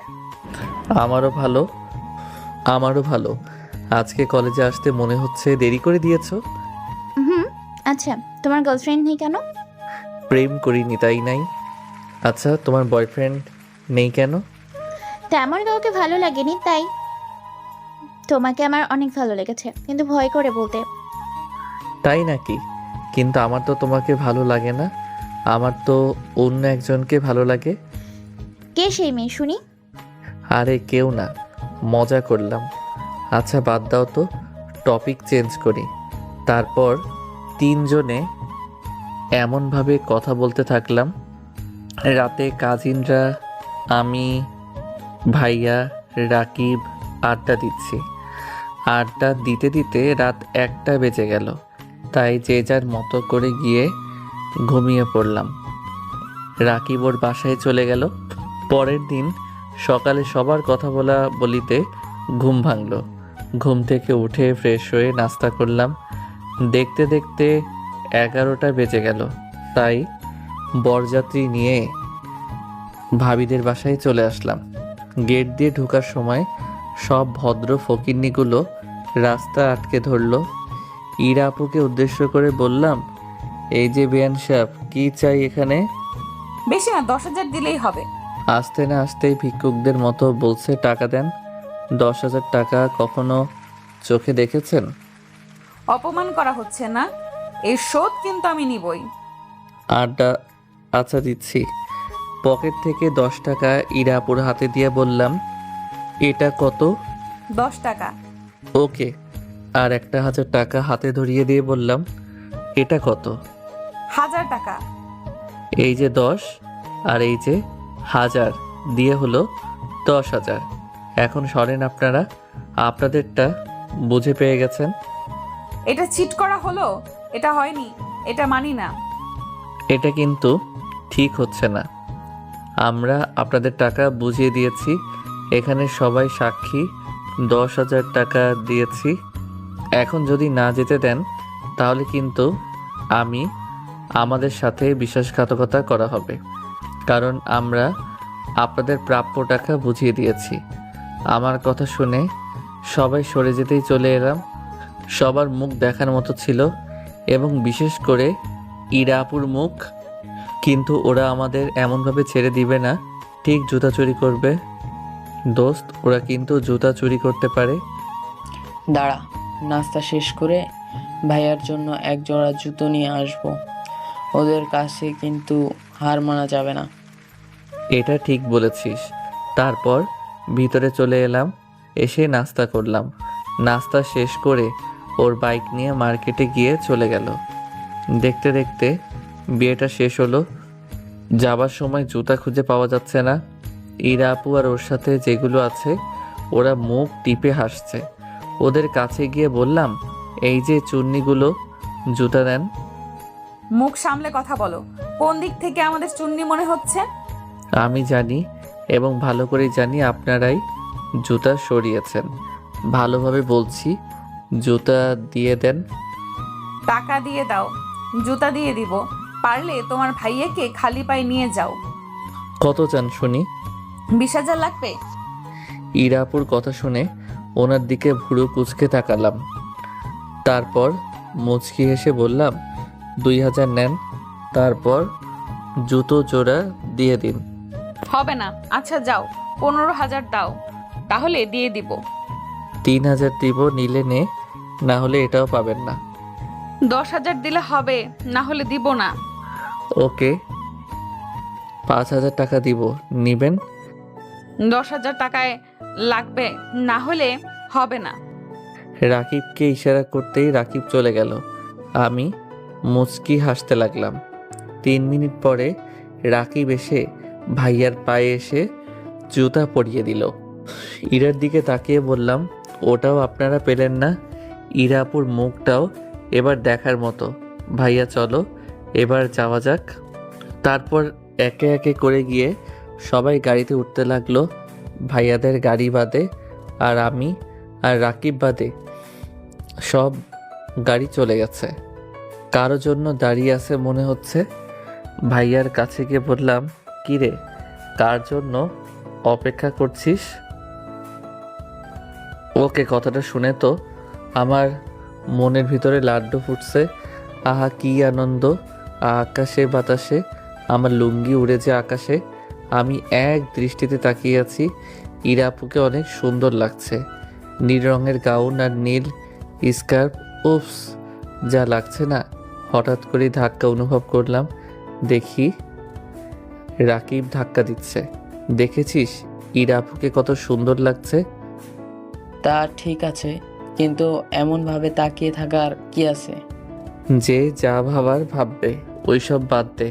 কাছে আসতেই বললাম, বেআইন সেই লাগছে, একেবারে ঝাঁকা নাকা। দূর হ তুই তো। চোখ টিপ দিলাম। ইরাপু চোখ রাঙিয়ে গিয়ে ভাবির পাশে বসে গেল। তারপর সবাই চলে এলাম। বাসায় এসে বাসরঘর সাজানোর তোড়জোড় শুরু করলাম। বাসরঘর সাজাতে সাজাতে অনেক সময় চলে গেল। রাতে খাওয়া দাওয়া শেষ করলাম। ভাইয়া আর ওর বন্ধুরা ছাদে গিয়ে আড্ডা দিচ্ছে। ভাবলাম ভাইয়ার কাছে বাসরঘর সাজানোর জন্য টাকা নিব, কিন্তু পরে ভাবলাম থাক, দরকার নেই। এদিকে তো অনেক টাকাই দিয়েছে। দেখতে দেখতে রাত 12টা বাজলে ভাইয়া আসলো। ভাইয়া কিছু দিবি না, এমনি চলে যাবি? বাসর ঘরের খরচটা তো দে। সকালে নিস, এখন যা সর। Best of luck. রাত তো অনেক হলো, আমিও গিয়ে ঘুমিয়ে পড়ি। রাকিব অনেক আগেই চলে গেছে, তাই রুমে এসে শুয়ে পড়লাম। ইরা আপুকে তেমন চোখে পড়েনি। জানি না কোথায় ঘাপটি মেরেছিল। সকালে যেমন করেই হোক রাজি করাতেই হবে, এইসব ভাবতে ভাবতে ঘুমিয়ে গেলাম। পরের দিন সকালে ঘুম থেকে উঠে ফ্রেশ হয়ে ছাদে গেলাম। দেখি ইরা আপু, ও ছাড়া ছাদে আর কেউ নেই। তাই পাশে গিয়ে দাঁড়িয়ে বললাম, সকাল সকাল ছাদে কি করা হচ্ছে? আমার কথা শুনে চমকে উঠল। তুমি? ও, আশা করিনি বুঝি। তা যাই হোক, আমার ব্যাপারে কি ভাবলেন? তুমি তো তোমাকে তো গত পরশুদিন বলে দিয়েছি আমি তোমাকে ভালোবাসি না, আর তোমার প্রতি কোনো ফিলিংসও নেই। আমি জানি আপনি আমাকে ভালোবাসেন, আর সত্যিই বলছি আমি আপনাকে ভালোবাসি। আমি সত্যি করে বলছি আমি তোমাকে ভালোবাসি না। তুমি বোঝার চেষ্টা করো। আর আমি যদি তোমাকে ভালোবাসতাম তাহলে অবশ্যই রাজি হতাম, তাই না? তুমি বাচ্চা মানুষ না যে বুঝবা না। আচ্ছা, আমি গেলাম। ইরা আপুর হাত ধরলাম। কেন বুঝতে পারছেন না? আমি আপনাকে সত্যি খুব ভালোবাসি। হাত ছাড়ো, ব্যথা করছে। আপনি মিথ্যা বলছেন কেন? আমি জানি আপনিও আমাকে ভালোবাসেন। আর কেন আপনি বিষয়টা লুকাচ্ছেন বলেন? আকাশ ছাড়ো, অনেক ব্যথা করছে। বলেন ভালোবাসবেন। আমার হাত অনেক ব্যথা করছে। আকাশ! আব্বুর চিৎকার শুনে পিছনে ফিরলাম। সাথে সাথে ইরা আপুর হাত ছেড়ে দিয়েছি। আমার ভিতরে শুকিয়ে গেছে। মনে হচ্ছে আজকে আমার শেষ দিন। আব্বু আমার কাছে এলো। খেয়াল করলাম ইরা আপুর হাত থেকে রক্ত পড়ছে। মনে হয় শক্ত করে হাত ধরার ফলে কাচের চুড়ি ভেঙে হাত কেটে গেছে।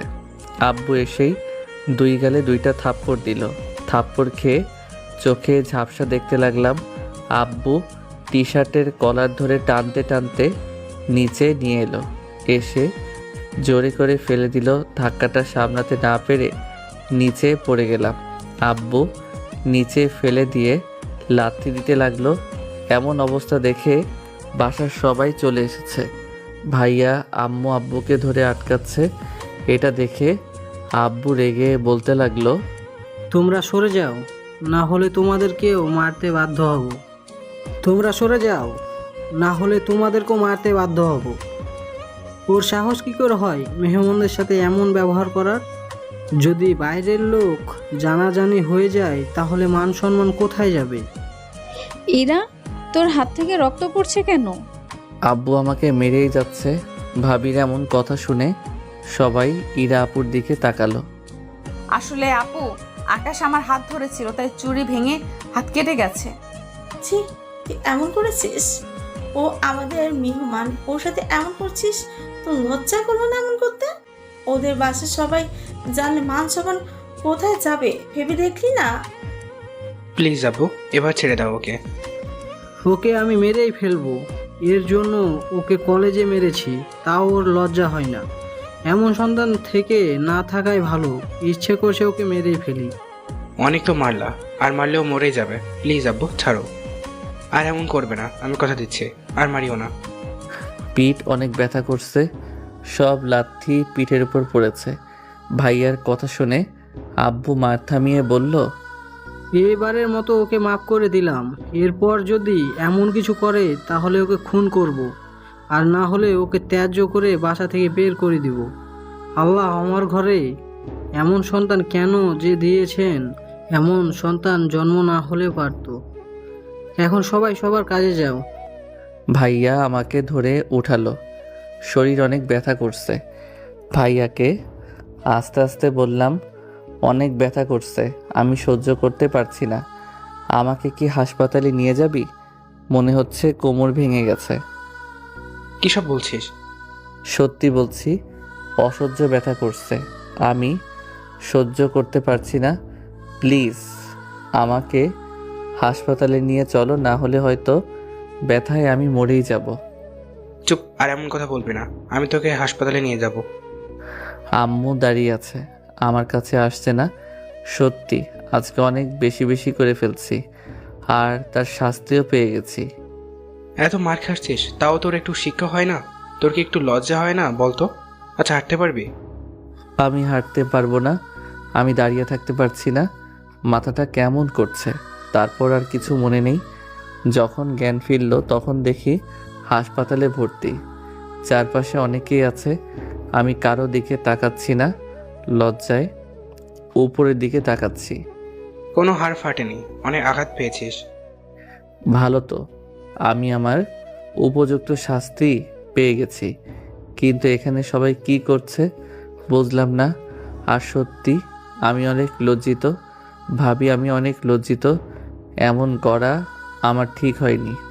নার্স এসে একটা ইঞ্জেকশন দিল, তারপর সবাইকে যেতে বলে চলে গেল। রাকিবকে চোখের ইশারায় ডাকলাম, কয়টা বাজে রে? রাকিব ফোন বের করে বলল, 11টা বাজে। ভাইয়া তোরা এবার যেতে পারিস বাসায়, আবার অনুষ্ঠান আছে। আম্মুর দিকে তাকিয়ে দেখি চোখ লাল করে ফেলেছে, আর তেমনভাবে কারো দিকে তাকাইনি।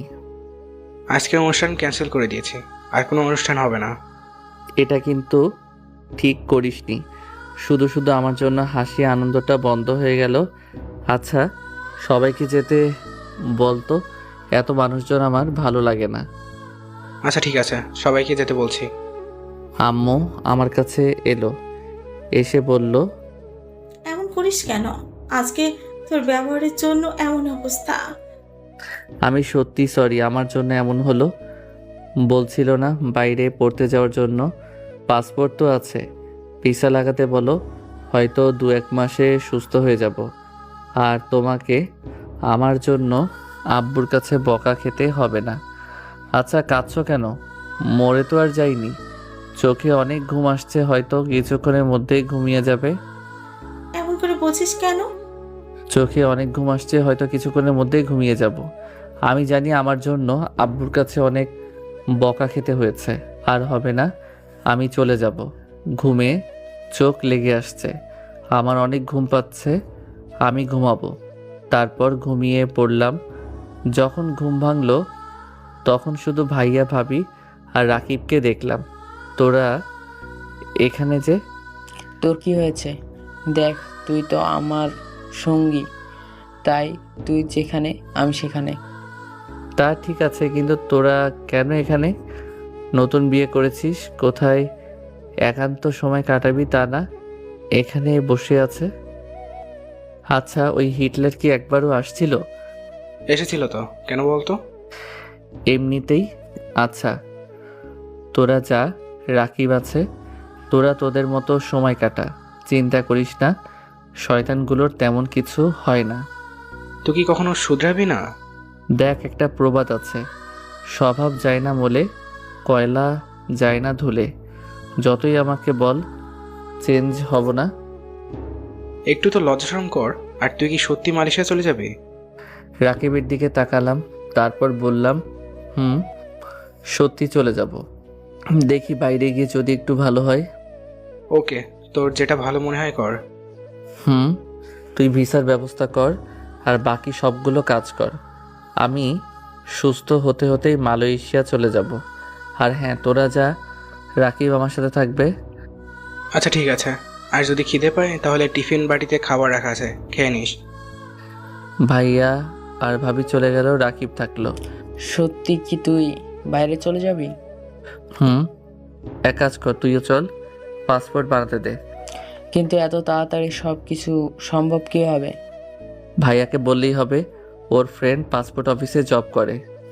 ওকে ঠিক আছে, বাসায় বলছি তাহলে, এখন ফোন দিয়ে সব কিছু বলছি। রাকিব বাসায় ফোন দিয়ে একটু সাইডে চলে গেল।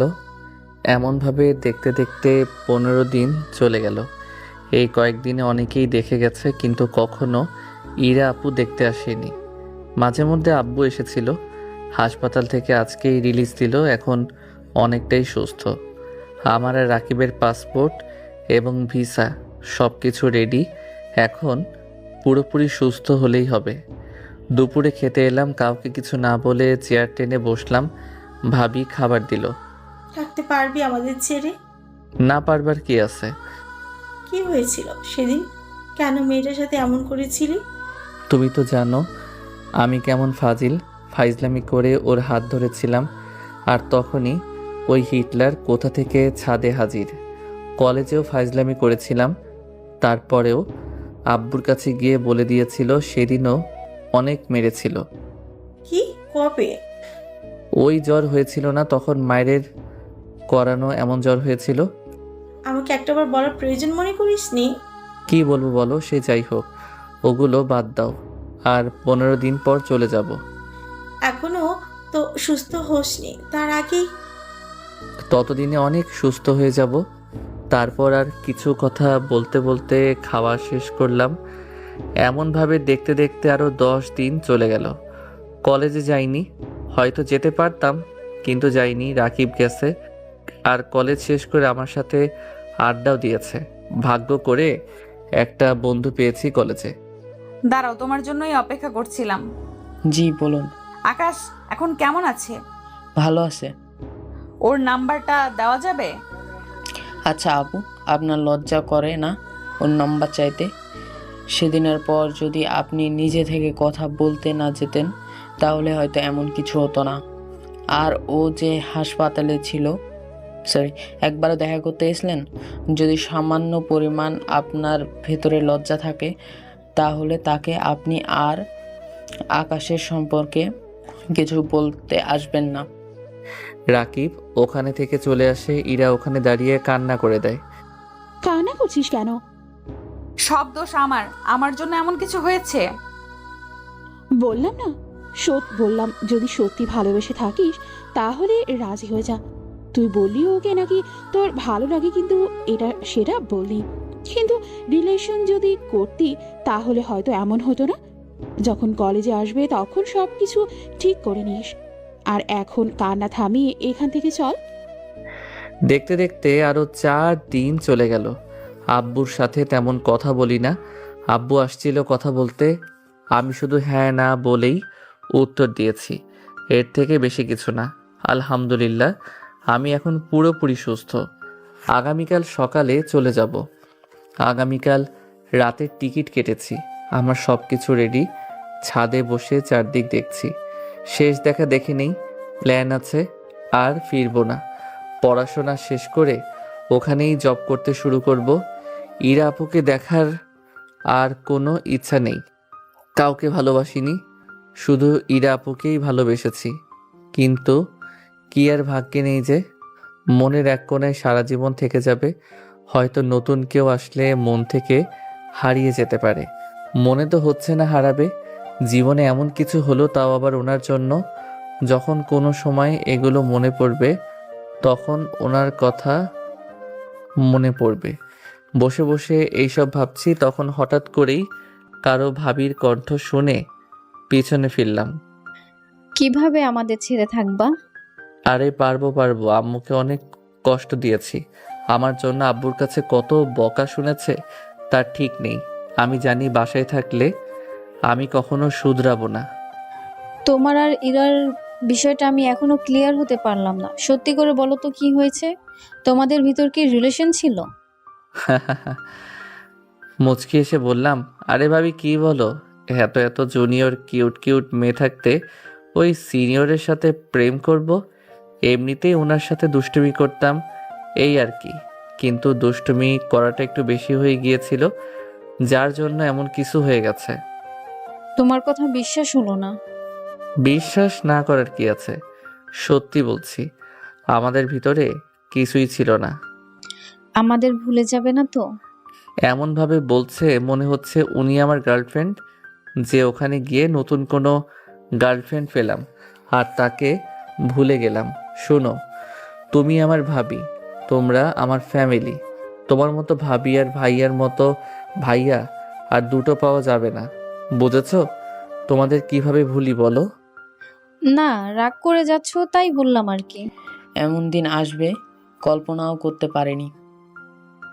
বাদ দে তো, ওইসব মারতে মারতে মেরেই ফেলেছিল। আর ওনার নাকি খারাপ লাগবে।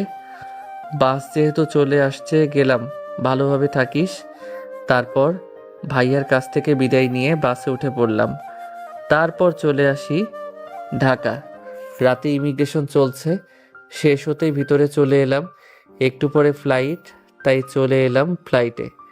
তারপর বেশি কিছুক্ষণ পরে ফ্লাইটে বসে আছি। আচ্ছা, এখন শান্তিমতো ঘুম দিয়ে অনেক এদিকে ওদিকে হয়েছে। এখন লাইফটা সেটেল করতে পারলে আলহামদুলিল্লাহ। ওদিকে ছোট আম্মুর কাছে শুনলাম তুই নাকি দিন দিন শুকিয়ে যাচ্ছিস, ঠিকমতো খাওয়া দাওয়া করিস না, রাতে ঠিকমতো ঘুমাস না, চোখ লাল হয়ে থাকে, কান্নাও করিস, আন্টি অথবা আঙ্কেলকেও কিছু বলিস না। কি হয়েছে কি তোর, বল আমাকে। কিছু হয়নি। আচ্ছা বলো, কখন এসেছো? ভাইয়া কেমন আছে? আর তোমার শ্বশুরবাড়ির লোকজন কেমন আছে? আলহামদুলিল্লাহ সবাই ভালো। আর আজকে আকাশ মালয়েশিয়া চলে গেল কি কি জন্য? পড়াশোনা করার জন্য। আমার শ্বশুরের উপর রাগ করে আরও গেল। আর যাবার সময় আব্বুকে অনেক কথা শুনিয়ে গেল। আব্বু সেগুলো শুনে কেঁদে দিয়েছে, কিন্তু আকাশ একবার ফিরেও তাকায়নি, গাড়িতে গিয়ে বসে গেল। আম্মু তো বলে আব্বুর মতোই নাকি ওর রাগ। একবার রেগে গেলে হয়েছে, মারবে না কিন্তু কথার আঘাত দিয়েই ওকে শেষ করে দিবে। সব আমার কারণে আরো হয়েছে? আমি যদি কথাটা বলেই কেঁদে দিল। ইরাপুর কান্না দেখে অনেক অবাক এবং মনের ভিতরে যেই সন্দেহ ছিল ওটা আবার নাড়া দিয়ে উঠল। তারপর ধমক দিয়ে বলল, এভাবে না কেঁদে কি হয়েছে সেটা বল। ভাবির এমন ধমক শুনে ইরা আপু কেঁপে উঠে চুপ হয়ে গেল। তুই কি বলবি? আসলে আপু, তারপর ইরা আপু ভাবিকে প্রথম থেকে সব কিছু বলল। তারপর আবার হেঁচকি তুলে কাঁদতে শুরু করলো। এখানে আমার কি করার আছে? আমি শুধু ভবিষ্যৎ ভেবে এমন করেছি, কিন্তু বিষয়টা যে এত খারাপের দিকে চলে যাবে ভাবতে পারিনি। এতদিন থেকে বলিসনি কেন? আমি আকাশকে এতবার করে জিজ্ঞেস করলাম, কিন্তু একবারও বললো না। এখন কান্না করা লাগবে না, এখন চুপ কর। আর তুই কি চাস? আমি কিছু বুঝতে পারছি না। আমি কি করব না করব আমার কিছুই মাথায় আসছে না। বুঝতে পারছি তুইও ওকে ভালোবাসিস। আচ্ছা, অপেক্ষা করতে পারবি ওর জন্য? পড়ালেখা শেষ না করা আসা পর্যন্ত তো আসবে না। আমি অপেক্ষা করব। পারলে দেখ, না হলে বল অন্য কোথাও বিয়ের জন্য ছোট আব্বু আম্মুকে বলছি। প্রয়োজন নেই এত বছর অপেক্ষা করার। তার উপর কবে আসবে না আসবে তার ঠিক নেই। তার উপর ও কি তোকে এত সহজে মেনে নিবে? ও এতদিন আমার পেছনে পড়েছিল, এখন আমি ওর পেছনে লাগবো। ওর ফেসবুক আইডি আর হোয়াটসঅ্যাপ বা ইমোটা দাও। এখন তোকে এত কিছু কিভাবে দিব? ওখানে গিয়ে নাম্বার নিবে, তারপর তো আমাদের ফোন দিলে নাম্বার পাওয়া যাবে। তবে ফেসবুক আইডি তোর নেই, তোর ভাইয়ের কাছ থেকে নিয়ে তোকে মেসেঞ্জারে পাঠিয়ে দিব। আর একদম কান্নাকাটি করবি না, খাওয়া দাওয়া ঠিক মতন করবি, নিজের শরীরের যত্ন নিবি। আর আমি ছোট আব্বু আম্মুকে বলছি তোকে বিয়ের জন্য চাপও দিবে না। ধন্যবাদ আপু, তোমাকে তোমাকে অনেক অনেক ধন্যবাদ। হয়েছে হয়েছে, তুই যদি আগে এইগুলো বলতি তাহলে তোকে এত কষ্ট পাওয়া লাগতো না। পরের দিন যথারীতি এয়ারপোর্ট থেকে বের হতেই একজন এসে রিসিভ করলো। ভাইয়ার ফ্রেন্ড, নাম মেঘা। হাই আপু, কেমন আছেন? হ্যালো, ভালো আছি। তোমরা কেমন আছো? আলহামদুলিল্লাহ ভালো। আচ্ছা, যেতে যেতে কথা বলি। তারপর মেঘা আপু গাড়ি কাছে নিয়ে এসে উঠতে বললে উঠে গেলাম। তারপর ওনার ড্রাইভার গাড়ি চালাতে লাগলো। আচ্ছা আপু, আপনি এখানে আছেন কত বছর ধরে? 10 বছর ধরে এখানেই ফ্যামিলি নিয়ে থাকি। ওকে, এখানেই পড়াশোনা শেষ করেছেন? হুম, এখানেই পড়াশোনা শেষ করে জব করি। আপু আম্মু দেশে থাকে, আর বড় বাচ্চা নিয়ে এখানে থাকা হয়। ওকে। তারপর মেঘা আপু ওনার বাসায় নিয়ে আসলো। ওনার বাসায় ফ্রেশ হয়ে রেস্ট নিলাম। তারপর বিকেলে মেঘা আপু যেই বাসা আমাদের জন্য ঠিক করে রেখেছে ওখানে নিয়ে আসলো। বাসায় দেখি সব কিছু আছে, মানে প্রয়োজনীয় সব কিছু আছে। আগামীকাল কি গিয়ে অ্যাডমিশন করাবেন? হুম, আর এই নাও তোমাদের দুজনের সিম কার্ড। প্রয়োজন হলে আমাকে বলবে, ওকে? ওকে আপু। তারপর মেঘা আপু চলে গেল। আমি আর রাকিব ফ্ল্যাটটা ঘুরে ঘুরে দেখলাম। ভালোই তো, তাই না? হুম, চলে তো আসলাম, এখন দেখি কি করা যায়। একটা পার্ট টাইম জব খুঁজতে হবে, তবে কিছুদিন পর, এখন না। ঠিক বলছিস। তারপর সন্ধ্যা হয়ে রাত হলো।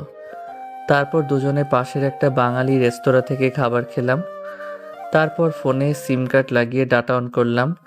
ভাইয়া হোয়াটসঅ্যাপ অনেকবারে ফোন দিয়েছে এবং মেসেঞ্জারে অনেকবার ফোন দিয়েছে। ভাইয়াকে ফোন দিলাম।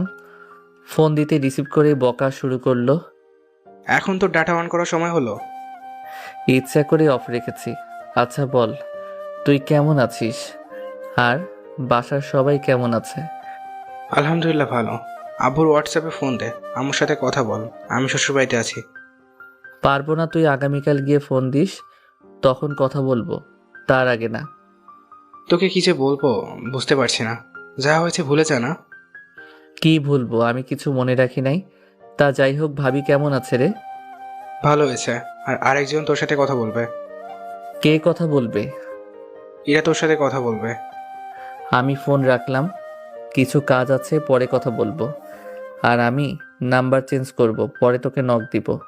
ভাইয়া আর কিছু বলার আগেই ফোন কেটে দিলাম। আসছে কথা বলতে।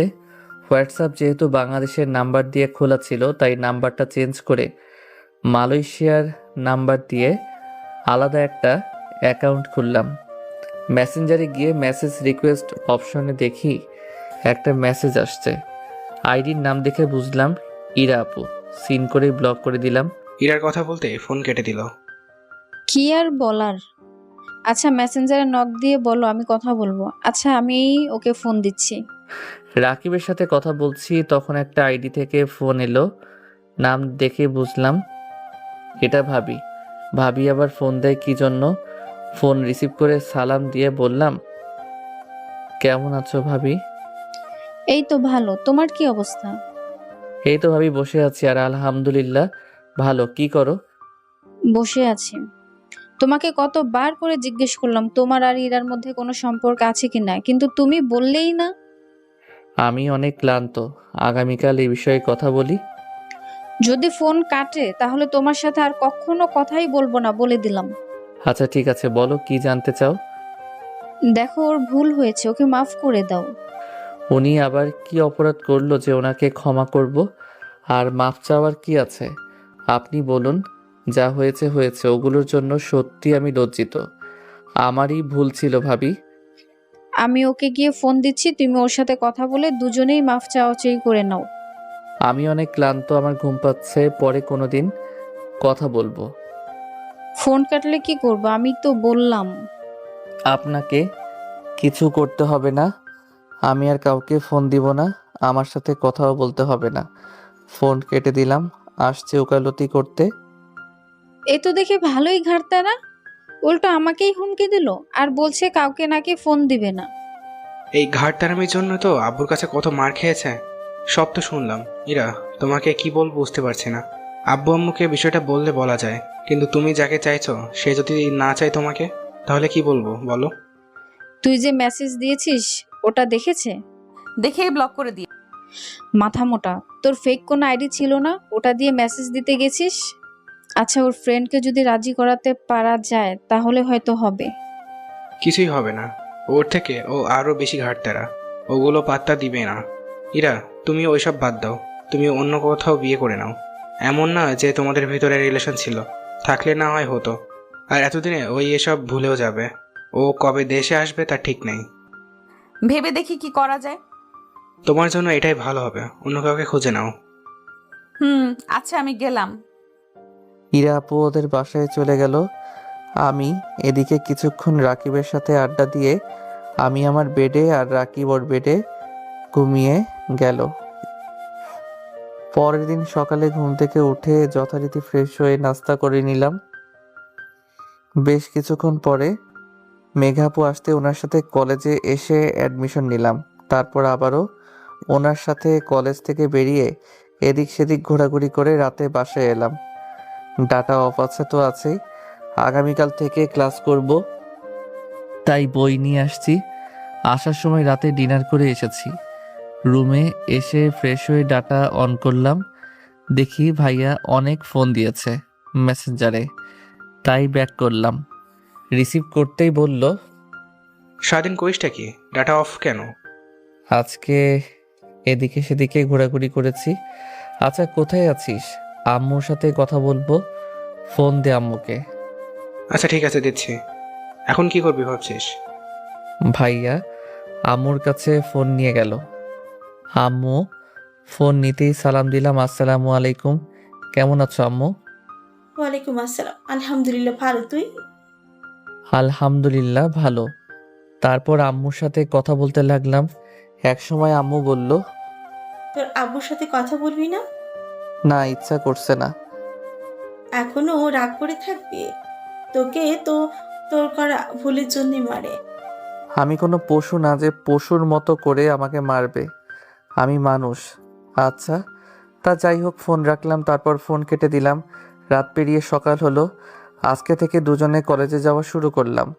দেখতে দেখতে বেশ কয়েকটা দিন চলে গেল। দিনগুলো ভালোই যাচ্ছে। ফেসবুকে মেসেজ রিকোয়েস্ট অপশনে গিয়ে দেখি বেশ কয়েকটা মেসেজ জমা হয়ে আছে, কয়েকটা মেয়ের আইডি থেকে তাও। কিন্তু একটা আইডি থেকে 10 দিন থেকে প্রতিটা দিন মেসেজ এসেছে। এটা ইরা আপু নয় তো? ফেসবুকে গিয়ে দেখি ঠিকানা সিলেট দেওয়া আছে। ফেসবুক আইডি দেখে রিয়েল আইডি মনে হচ্ছে। রিপ্লাই কি দিব? দিয়েই দেখি সালামের উত্তর দিলাম, ওয়ালাইকুম আসসালাম, আলহামদুলিল্লাহ ভালো, আপনি? কিন্তু কোনো রেসপন্স নেই, হয়তো অনলাইনে নেই। ফোনটা রেখে পড়ছি, তখন মেসেঞ্জারে টুং করে উঠল। রিপ্লাই না দিয়ে পড়তে থাকলাম। পড়া শেষ করে দেখি ওই মেয়ে লাইনে আছে এবং রিপ্লাই দিয়েছে। আপনার কি কেমন লাগে আপনারাই বলেন। আইডির নাম দেখতে পাচ্ছে এবং এই 10 দিন থেকে মেসেজ দিচ্ছে। কেন, আপনি কি কানে কম দেখেন? না, তা নয়, আমি ভাবলাম আপনার নাম এটা নাও হতে পারে, তাই আর কি। অনেকেরই তো ছদ্মনাম দিয়ে রাখে তো। আমার নাম আকাশ আহমেদ নীল। যদিও সত্যি বলতে এটা আমার অরিজিনাল নাম না। তা যাই হোক, নামে কি আসে যায়। আপনার নামই আর আপনি ছেলে নামে। আইডির নাম দেখে কি মনে হচ্ছে? বর্তমান সময়ে আইডির নাম দেখে বিচার করা যায় না যে ও ছেলে নামে। আপনার নাম বলেন। ইসরাত জাহান। ও, বাসা কোথায়? সিলেটে। আপনার পোস্টগুলো ভালো লাগে। সিলেট, আপনার পোস্টগুলো ভালো লাগে। আচ্ছা, আপনি কি আপনার সেই প্রিয়তমা বানাবেন যাকে নিয়ে কল্পনায় এত কিছু লেখেন? হঠাৎ আমার প্রিয়তমা হবার ইচ্ছা জাগলো কেন? আপনার লেখাগুলোর সাথে সাথে আপনাকে ভালোবেসে ফেলেছি, তাই। আমার দ্বারা এইসব ভালোবাসা হবে না, ফ্রেন্ড হলে হওয়া যায়। কেন, গার্লফ্রেন্ড আছে নাকি? নাই, ফ্রেন্ড হলে হতে পারে, না হলে আমার দ্বারা ভালোবাসা হবে না। আচ্ছা ঠিক আছে, কিন্তু আমি আপনাকেই ভালোবেসে যাব। একতরফা ভালোবেসে কষ্ট ছাড়া আর কিছু পাবেন বলে মনে হচ্ছে না, তাই এসব পাগলামি না করাই ভালো। আচ্ছা ভাই, পরে কথা হবে। আমার সাথে কথা বলতে কি বোরিং লাগছে নাকি? না তেমন, একটু বাইরে বের হবো তাই। ওকে। তারপর অফলাইনে হয়ে আমি আর রাকিব ঘুরতে বের হলাম। আগামীকাল থেকে দুজনে একটা শপে কাজ করব। দুজনে ঘোরাঘুরি করে বাসায় রাত 10টায় ফিরলাম। তারপর আবার ডিনার করে পড়তে বসলাম। তারপর পড়ে শুয়ে পড়লাম। এমনভাবে দেখতে দেখতে কয়েকটা দিন কেটে গেল। মেয়েটার সাথে ভালো একটা বন্ধুত্ব হয়েছে। আমি কখনো নিজ থেকে নক দেই না, মেয়েটাই দেয়। কখন ফোনে কথা বলার প্রয়োজন মনে করিনি বা পিক নেওয়ার প্রয়োজন মনে করিনি। সে ছেলে হোক বা মেয়ে হোক, ফ্রেন্ড তো ফ্রেন্ড। বাসায় মাঝে মধ্যে কথা হয়, পড়াশোনা, তারপর কাজ, এগুলো নিয়ে দিন পার হয়ে যাচ্ছে। দেখতে দেখতে 3 বছর চলে গেল। আমাদের দুজনে ডিপ্লোমা কোর্স শেষ। কিরে, বাসায় যাবি নাকি, না এখানেই জব করবি? দেশে গিয়ে কলেজের প্রফেসর হিসেবে একটা জব খুঁজব। অনেক তো ফ্যামিলিকে ছেড়ে থাকলাম, 3 বছর পার হয়ে গেল। তুই যদি এখানে জব করিস তাহলে করতে পারিস। আচ্ছা বাসায় চলো, আগামীকাল রাতের টিকিট কাটো। আচ্ছা চলো, মেঘা আপুর সাথে দেখা করে আসি। তারপর দুজনে রেডি হয়ে মেঘা আপুর বাসায় এলাম। কেমন আছেন আপু? ভালো। ঘোরাঘুরি করা তো শেষ, বাসে যাবে না তোমরা? আপু, ভাবছি আগামীকাল রাতের টিকিট কাটবো। আর ভাইয়াকে বলবেন না যে আমরা যাচ্ছি। ওকে, আচ্ছা চলো বিকেল যা ঘুরে ফিরি। আগামীকাল কয়টার ফ্লাইটে যাবে? রাতের ফ্লাইটে। তারপর মেঘা আপু, ওনার বর এবং ছেলে, তারপরে রাকিব, ঘোরাঘুরি করলাম। ঘোরাঘুরি করে রাতে বাসায় চলে আসলাম। পরের দিন সকালে সব পোশাক আশাক ব্যাগে ভরতে লাগলাম। এগুলো করতে করতে দুপুর হয়ে গেল, তাই খাবার রান্না করতে গেলাম। রাকিব সাহায্য করলো। তারপর রান্না শেষ করে খাওয়া দাওয়া করে দিলাম ঘুম। বিকেলে ঘুম থেকে উঠে ফ্রেশ হয়ে মার্কেটে গেলাম। একটা ভাতিজা হয়েছে, 2 বছর হয়ে গেল ওর বয়স। তাই ভাবছি ওর জন্য, আব্বু আম্মুর, ভাইয়া ভাবির জন্য কিছু কেনাকাটা করব। একটু পরে মার্কেটে চলে এলাম। এসে কেনাকাটা করে বাসায় এসে বসে অনলাইনে এলাম। আসতেই ইশরাতের মেসেজে ভর্তি। এখন দেখি অনলাইনেই আছে। এতক্ষণ অফলাইনে যে? এমনিতেই। আর আমি আজকে দেশে ফিরছি রাতের ফ্লাইটে। তাই নাকি?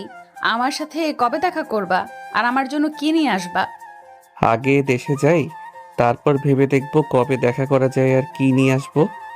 তুমি যেটা নিয়ে আসবা তাই পছন্দ হবে। ওকে।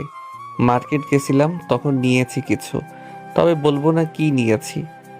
যখন হাতে পাবে তখন দেখে নিও। Okay dear. আর শোনো, আই লাভ ইউ। বাই। আগামীকাল একেবারে কথা হবে। ওকে ঠিক আছে, সাবধানে এসো। তারপর ডাটা অফ করে দিলাম। কিছুক্ষণ পরে মেঘা আপু আসতেই ওনার সাথে এয়ারপোর্টে চলে এলাম। কিছুক্ষণ পরে ফ্লাইটে উঠে পড়লাম, তারপর ঢাকা এয়ারপোর্টে চলে এলাম। এসে এখানে সব কিছু শেষ করে দুজনে একটা কার রিজার্ভ করে বাসার উদ্দেশ্যে রওনা দিলাম। বিকেলে বাসায় পৌঁছলাম। আমি অর্ধেক ভাড়া দিয়ে বললাম, আচ্ছা যা, তাহলে আগামীকাল তোর সাথে দেখা হবে। ওকে, দেখ বাসার সবার রিয়াকশন কেমন হয়। তারপর ব্যাগ দিয়ে বাসার ভিতরে এলাম। এসেই ভাবির সাথে প্রথমে দেখা, কিন্তু কিছু বলল না। তারপর দেখি ডাইনিং রুমে সবাই বসে আছে, কিন্তু কেউ কিছু বলছে না। এমন তো হওয়ার কথা নয়। দেখি ইরা আপু বসে আছে, কেমন দেখেও না দেখার ভান করে আছে। আচ্ছা, আগে থেকে কি জানতো আমি আসবো? কিন্তু বলল কে? মেঘা আপু কি বলেছে? কিন্তু বললেও তো খুশি হবে, এতদিন পরে ঘরের ছেলে ঘরে এসেছে। ফোনটা বের করে মেসেঞ্জারে গিয়ে ইসরাতকে ফোন দিলাম। ফোন দেওয়ার সাথে সাথে ইরাপুর ফোন বেজে উঠল। আমার ফোন দেওয়া দেখে ফোন হাতে নিয়ে আমার দিকে তাকালো। ফোন কেটে দিলাম। বুঝলাম না সবাই এমনভাবে বসে আছে কেন? কেউ কি মরল নাকি? কিন্তু একটা বিষয় দেখে অবাক হলাম। ইরা আপু আমাদের বাসায় কেন? আর ইরা আপু আমার থেকে ফেক আইডি দিয়ে কোনো কথা বলল? আর ইরা আপু আমার সাথে ফেক আইডি দিয়ে কেন কথা বলল? ও বলছিল তো আমাকে ভালোবাসে, কিন্তু এখন কোনো ফিলিংস নেই। যেখান থেকে ফিরে এসেছি ওখানে আর ফিরতে চাই না। এইসব দাঁড়িয়ে দাঁড়িয়ে ভাবছি। আচ্ছা সব বুঝলাম, কিন্তু সবাই এমন চুপ করে আছে কেন? মনে হচ্ছে আমি বাসায় আসতে কেউ খুশি না। তাহলে কি বাসায় এসে ভুল করেছি? হবে হয়তো। আবার পিছনে ফিরে যেতেই আম্মু ডাক দিয়ে বলল, কোথায় যাচ্ছিস তুই? এমন মনে হচ্ছে আমার বাসায় আসতে কেউ খুশি না, তাই চলে যাচ্ছি। আমার জন্য সবার যদি মুখ থেকে হাসি চলে যায়, তাহলে এখানে থাকার চেয়ে না থাকাই ভালো। এক পা বাড়িয়ে দেখ, তোর পা ভেঙে রেখে দিব। তুই চিনিস আমাকে? রাগ দেখানোর কি আছে বুঝলাম না। আম্মু আর ভাবি আমার কাছে এলো। আমার মন বলছে কপালে মাইর আছে, কিন্তু মারবে কেন? তোমাদের দেখে সুবিধার মনে হচ্ছে না। তোমরা কি আমাকে মারতে আসছো? না বাপজান, তোমাকে মারবো কেন? আদর করবো। কত বছর পর ঘরে ছেলে ঘরে ফিরেছে। কিন্তু আমার মন তো বলছে এখন আমার কপালে মাইর আছে, আদর না। তোমার মন ভুল বলছে।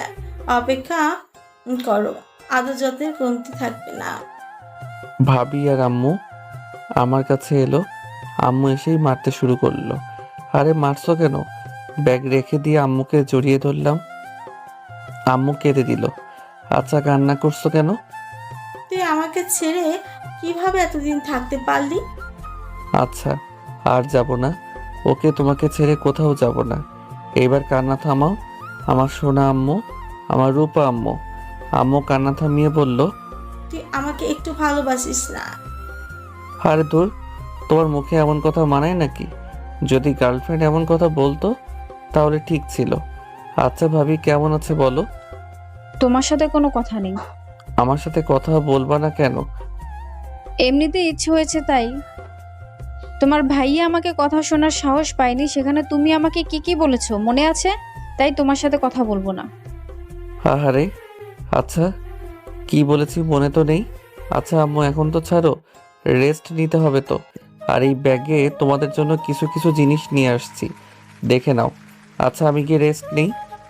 ওকে যাও। তারপর ঘাড়, ব্যাগ আর যেটাই আমার পোশাক আছে ওটা নিয়ে রুমে চলে এলাম। দেখি আমার রুম ঠিকঠাক সুন্দর করে গোছানো আছে। আমি যে আসবো ওটা তো আগেই লিক হয়ে গেছে। তারপর ব্যাগ রেখে পোশাক নিয়ে ওয়াশরুমে এলাম। তারপর ফ্রেশ হয়ে এসে দেখি ইরা আপু আমার বিছানায় বসে আছে। কেমন আছো? জি আলহামদুলিল্লাহ ভালো, আপনি? আমার গিফট কোথায়? যদি জানতাম যে ওটা আপনি তাহলে কখনো কথা বলতাম না। এত রাগ কিসের? কিছুই না, কিন্তু আপনি আমার রুমে কি করছেন বুঝলাম না। আমার গিফট নিতে আসলাম। কি নিয়ে আসছো সেটা দাও। আমি আপনার জন্য কিছু নিয়ে আসিনি, যার জন্য নিয়ে আসছি তার কাছে আস্তে আস্তে পার্সেল করে দিয়েছি। কি? জি, আমার রুম থেকে এখন গেলে খুশি হব, আমি ঘুমাবো। কিন্তু তুমি কোনো ঠিকানা পাঠিয়েছো? আপনি আমাকে যেই ঠিকানা দিয়েছিলেন এটাই। আর আমি আপনাকে কিছু বলেছি, সেটা কি আপনি শুনতে পাননি? যাচ্ছি যাচ্ছি, এত রাগ দেখানোর কি আছে? ইরা আপু যেতেই শুয়ে পড়লাম। শুয়ে আছি তখন ইরা আবার এসে বলল, খাবা না? আপনার মনে হয় সকাল থেকে না খেয়ে আছি? সামান্য কমন সেন্স বলে কিছু নেই? একদম মাথা মোটা বলবা না। মাথা মোটা? আপনি কি আমার রুম থেকে যাবেন? ইরা আপু চলে গেল। কেমন ঘুম ঘুম পাচ্ছে, তাই ঘুমিয়ে পড়লাম। রাতে ঘুম ভাঙলো। ঘুম থেকে উঠে ফোন হাতে নিয়ে দেখি রাত 10টা বাজে। তাই ওয়াশরুমে গিয়ে ফ্রেশ হয়ে নিচে এলাম। দেখি বাসার সবাই বসে আছে, ভাইয়ার কোলে পিচ্চিটা আছে, তাই গিয়ে কোলে নিলাম। আব্বুকে উদ্দেশ্য করে বললাম, কেমন আছেন আব্বু? আলহামদুলিল্লাহ ভালো, তুই? আলহামদুলিল্লাহ ভালো। আব্বুর চোখে পানি টলটল করছে, হয়তো কেঁদে দিবে। 3 বছর পর আব্বু বলে ডাকলাম, ঠিক নেই। আর 3 বছর পর আজকেই প্রথম কথা বললাম। আপনার শরীরের অবস্থা কেমন? ভালো, তোর? এই তো ভালোই। সরি তোকে ওভাবে মারার জন্য, আমাকে মাফ করে দে। কথাটা বলেই আব্বু কেঁদে দিল। আমার অপরাধের জন্য মেরেছেন সেটা সমস্যা নাই, আর সরি এতদিন কথা না বলার জন্যে। আচ্ছা, আমি পিচ্চিকে নিয়ে ছাদে গেলাম। আমারও কেমন চোখ দিয়ে পানি বেরিয়ে আসতে চাইছে। আমার তো কম কষ্ট হয়নি, সব হয়েছে ওর জন্য। ভাইয়ের ছেলেকে কোলে নিয়ে ছাদে চলে এলাম। ও আমার গলা জড়িয়ে ধরে আছে। এক কোনায় এসে দাঁড়িয়ে গেছি, চোখ থেকে কেন যেন পানি পড়ছে। কোনো বাদ মানতে চাইছে না। কারো আসার উপস্থিতি অনুভব করলাম, তাই চোখ মুছে নিলাম। পিছনে ঘুরে দেখি আম্মু। তোর এমন ব্যবহারের জন্য কত কেঁদেছে জানিস? তোকে শাসন করার অধিকার ওনার আছে, মানছে। ওভাবে মারা তো তোকে ঠিক হয়নি। আমি কি কষ্ট পাইনি? আচ্ছা সেসব বাদ দাও, যা হবার হয়েছে, পুরোনো কথা বাদ দাও। আমিও অনেক অনুতপ্ত। খাবি না? কবে কি খেয়েছিস না খেয়েছিস ঠিক আছে, ঠিক নেই। আচ্ছা, তোকে একটা কথা বলবো, রাখবি? আমি বুঝতে পারছি তুমি কি বলতে চাইছো, কিন্তু আমি ওই মেয়েকে বিয়ে করতে পারবো না। তুই জানতে চাইবি না মেয়েটা কেন তোর সাথে এমন করেছিল, না করেছিল? মেয়েটা তো তোকে তোর আগে থেকে ভালোবাসে। ইচ্ছা নেই জানার। ওকে বাদ দিয়ে যাকে বলবা তাকেই বিয়ে করব। তুই আমাকে ছুঁয়ে বলতো যে তুই ওই মেয়েকে ভালোবাসিস না, তাহলে আমি অন্য জায়গায় তোকে বিয়ে দিয়ে দিব। এইসব কেমন কথা? আর এই শিরো কবে থেকে করতে শুরু করেছো শুনি? আমার কথা শুনে আম্মু আর কিছু বলল না। আচ্ছা ঠিক আছে, তোর ইচ্ছে, আর খেতে আয়। যাও, আসছি। আর এই পিচ্চিকে নিয়ে যাও, ঘুমিয়ে গেছে। আম্মু লাবিবকে নিয়ে চলে গেল। আমি চুপ করে রেলিং ধরে দাঁড়িয়ে থাকলাম। একটু পরে আবারও কারো আসার উপস্থিতি অনুভব করলাম। পিছনে না ঘুরে বললাম, আম্মু আসছি, যাও না। আমি তোমার আম্মু না। কিছু কি বলবেন? বলার তো অনেক কিছুই আছে, কিন্তু তোমার শোনার টাইম আছে কিনা? যা বলার শর্টকাটে বলেন, শুনছি। সরি। কিসের জন্য? শুনেছিলাম যে তোমার আব্বু অনেক রাগী, কিন্তু উনি যে এত রাগী সেদিন না দেখলে জানতেই পারতাম না। তোমাকে সেদিন মার খাওয়ানোর পর থেকে অনুতপ্ত ছিলাম, কিন্তু ওটা যে কবে ভালো লাগা থেকে ভালোবাসায় পরিণত হয়েছিল বুঝতেই পারিনি। তার উপর আমার চাচাতো বোনের সাথে তোমার ভাইয়ার বিয়ে ঠিক হয়ে গেছিল। এই দিকে ভেবেছিলাম যদি আমার জন্য আপুর সংসার ভাঙতে বসে, বা কোনো সমস্যা তৈরি হয়, আর তোমার আব্বু যেই রাগী সেই ভয়ে তোমাকে বলার সাহস বা তোমার প্রপোজাল অ্যাকসেপ্ট করতে সাহস পায়নি। সেদিন সকালে তুমি আমার হাত শক্ত করে ধরাতে কাছের চুড়ি ভেঙে হাতে কেটে গিয়েছিল। তার উপর তোমার আব্বু এসে দেখে নিয়েছিল। তারপর কি থেকে কি হলো বুঝতেই পারিনি। তুমি হসপিটালে ভর্তি হওয়ার পর মন চাইতো ছুটে তোমার কাছে যেতে, কিন্তু ভয় আর লজ্জায় যেতে পারিনি। বুঝলাম, আমি কিছু মনে করিনি, আমি বুঝতে ভুল করেছিলাম। আমাকে কি এখনো ভালোবাসা যায় না? আমাকে কি এখন ভালোবাসা যায় না? তোমার ভালোবাসাটা যে আমার প্রয়োজন। ভালোবাসলেই কি কাছে পাওয়া খুব জরুরি? কার জরুরি কার না বলতে পারবো না, কিন্তু আমার জরুরি। আমার গার্লফ্রেন্ড আছে। তুমি মিথ্যা বলছো, তোমার কোনো গার্লফ্রেন্ড নাই, আমি জানি। তুমি তো বলেছো তোমার কোনো গার্লফ্রেন্ড নাই। আপনাকে মিথ্যা বলেছি? মনে আছে ওই নীলার কথা? ওর সাথে আমার রিলেশন আছে। তুমি মিথ্যা বলছো তাই না? আপনাকে মিথ্যা বলে লাভ কি? আগে বললে হতো না? তাহলে এত বছর অপেক্ষা করতাম না। আমি আপনাকে বারবার বলেছি, কিন্তু আপনি শুনেননি। এতে আমার দোষ কোথায়? আর আমার সামনে এমনভাবে কাঁদবেন না, আমার এগুলো একদম পছন্দ না। ইরা আপু চলে গেল, আমিও চলে এলাম। এসে নিচে খাবার জন্য এলাম, দেখি সবাই খেতে বসেছে। আমি গিয়ে চেয়ার টেনে বসলাম। বিজনেস করব, যদি 20 থেকে 25 লাখ টাকা দেয় তো অন্যের অধীনে চাকরি করা আমার পছন্দ হবে না। কি বিজনেস করবি? সুপার শপ দিয়ে শুরু করব। যখন টাকা লাগবে বলিস। তবে সব থেকে বড় কথা হলো, জায়গা পাবি কোথায়? বাজারের মধ্যে নিতে হবে এমন তো নয়, বাজারে আশেপাশে জায়গা দেখতে হবে। আশেপাশের বাজারে কোথাও সুপার শপ নেই, ওটাই দিব। ওকে, আমি দেখছি কোথায় পাওয়া যায়। কোথাও খাবে না। আমি দেখছি কি হয়েছে। ভাবি চলে গেল, আমি চুপচাপ খেতে থাকলাম। ভাবিকে দেখে ইরা আপু কান্না করছে। এমনটা দেখে ভাবি বললেন, কি হয়েছে তোর, কান্না করছিস কেন? ওর নাকি গার্লফ্রেন্ড আছে। কলেজে থাকতে ওদের সাথে একটা মেয়ে থাকতো, নাম নীলা। ওর সাথে নাকি রিলেশন আছে। তোকে মিথ্যে বলেছে ও। ওর কোনো গার্লফ্রেন্ডই নেই। মনে হয় না ও মিথ্যা বলছে। আমি চলে যাচ্ছি আগামীকাল সকালে। কি আর বলবো তোকে, আগেই সব কিছু বলেছি। তোর ভাইয়াও বলেছিল, কিন্তু তুই আমার কথা শুনিসনি। আচ্ছা এখন খেতে আয়, যাবি তো যাবি। একটু পরে ভাবি আর ইরা আপু আসলো, এসে খেতে বসলো। তারপর খাওয়া শেষ হতেই ছাদে চলে এলাম। ছাদে দোলনা আছে, হয়তো ভাইয়া এটা লাগিয়েছে, আমি থাকতে ছিল না। ওখানে এসে বসলাম। অনেকক্ষণ ধরে বসে আছে, লাইটের আলোয় দেখলাম ইরা আপু আসলো, গিয়ে ছাদের এক কোণে গিয়ে দাঁড়ালো। আমি একবার তাকিয়ে নিজের মতো করে ফোন টিপতে থাকলাম। একটু পরে দেখি ইরা আপু আমার পাশে দাঁড়ালো, এসে দাঁড়িয়ে আছে, কিছু বলছে না। আপনি কিছু কি বলবেন? এমনভাবে দাঁড়িয়ে আছেন কেন? না কিছু না, আগামীকাল সকালে বাসায় চলে যাব। আর সরি।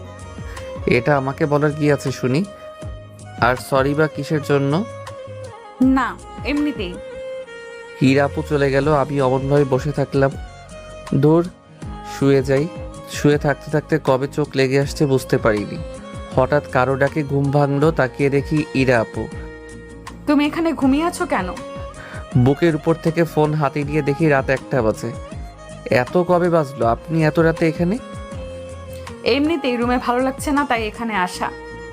এমনভাবে মেয়েদের ছাদে আসতে নেই, আপনি জানেন না? একে তো অনেক রাত, মাথায় ওড়না নেই, চুল ছাড়া। ইচ্ছে হয়েছে তাই? তোমার কোনো সমস্যা? জি না। তারপর দোলনা থেকে উঠে রুমে চলে এলাম। পিছনে পিছনে ইরা আপু ছাদের দরজা লাগিয়ে এলো। আমি আমার রুমে এসে শুয়ে পড়লাম। তারপর দিলাম ঘুম। পরের দিন সকালে আম্মুর ডাকে ঘুম ভাঙলো। ঘুম থেকে ফোন হাতে নিয়ে দেখি 10টা বাজে। তোর নাকি গার্লফ্রেন্ড আছে? ওর বাসার ঠিকানাটা দে তো, কথা বলবো ওর পরিবারের সাথে। এত তাড়াহুড়ো করার কি আছে? সময় হলে আমি বলবো। তারপর উঠে ওয়াশরুমে চলে গেলাম। এসে ফ্রেশ হয়ে রুমে এসে বাইরে এলাম। আম্মু খেতে দাও। বসো, দিচ্ছি। দাও। ভাবি খাবার দিল, তারপর খেয়ে রুমে এসে ফোন দিলাম। ফোন রিসিভ করতেই ওকে সেই পুরনো জায়গায় ডাকলাম। তারপর আড্ডা দিতে চলে এলাম। কি রে? তোর বাসার লোকজনের রিয়াকশন কেমন ছিল? সবাই খুশিতে কান্না করে দিয়েছিল। তোর? তাহলে শোনো। তারপর রাকিবকে সব কিছু বললাম। সব শুনে রাকিব বলল, বাহ, ভালোই তো। মেয়েটা যেহেতু তোকে ভালোবাসে তাহলে বিয়ে করে নে। কতজন পারে এতদিন থেকে অপেক্ষা করতে। সত্যি ভালোবেসে তোকে হাতছাড়া করিস না। সেটাই ভাবছি, কয়েকদিন যাক, তারপর না হয় বলবো। আড্ডা দিতে থাকলাম। নীলা দাঁড়াও, ওই নীলা দাঁড়াও। আমার কথা শুনে নীলা আমার দিকে তাকালো, ফিরেই বলল, জি আপু বলেন, আর কেমন আছেন? এই তো মোটামুটি। এই বাচ্চাটা কার আর ইনি কে? এটা আমার বর এবং বাচ্চা। কি? কিন্তু আকাশ বলল যে তোমার সাথে ওর রিলেশন আছে। রিলেশনে আর হলো কোথায়? কিছু বলার আগেই তো কোথায় যেন হাওয়া হয়ে গেছিল। ও আচ্ছা, ঠিক আছে। আচ্ছা যাও তাহলে। ও একদিন না একদিন, ওর একদিন কি আমার যে কয়দিন লাগে।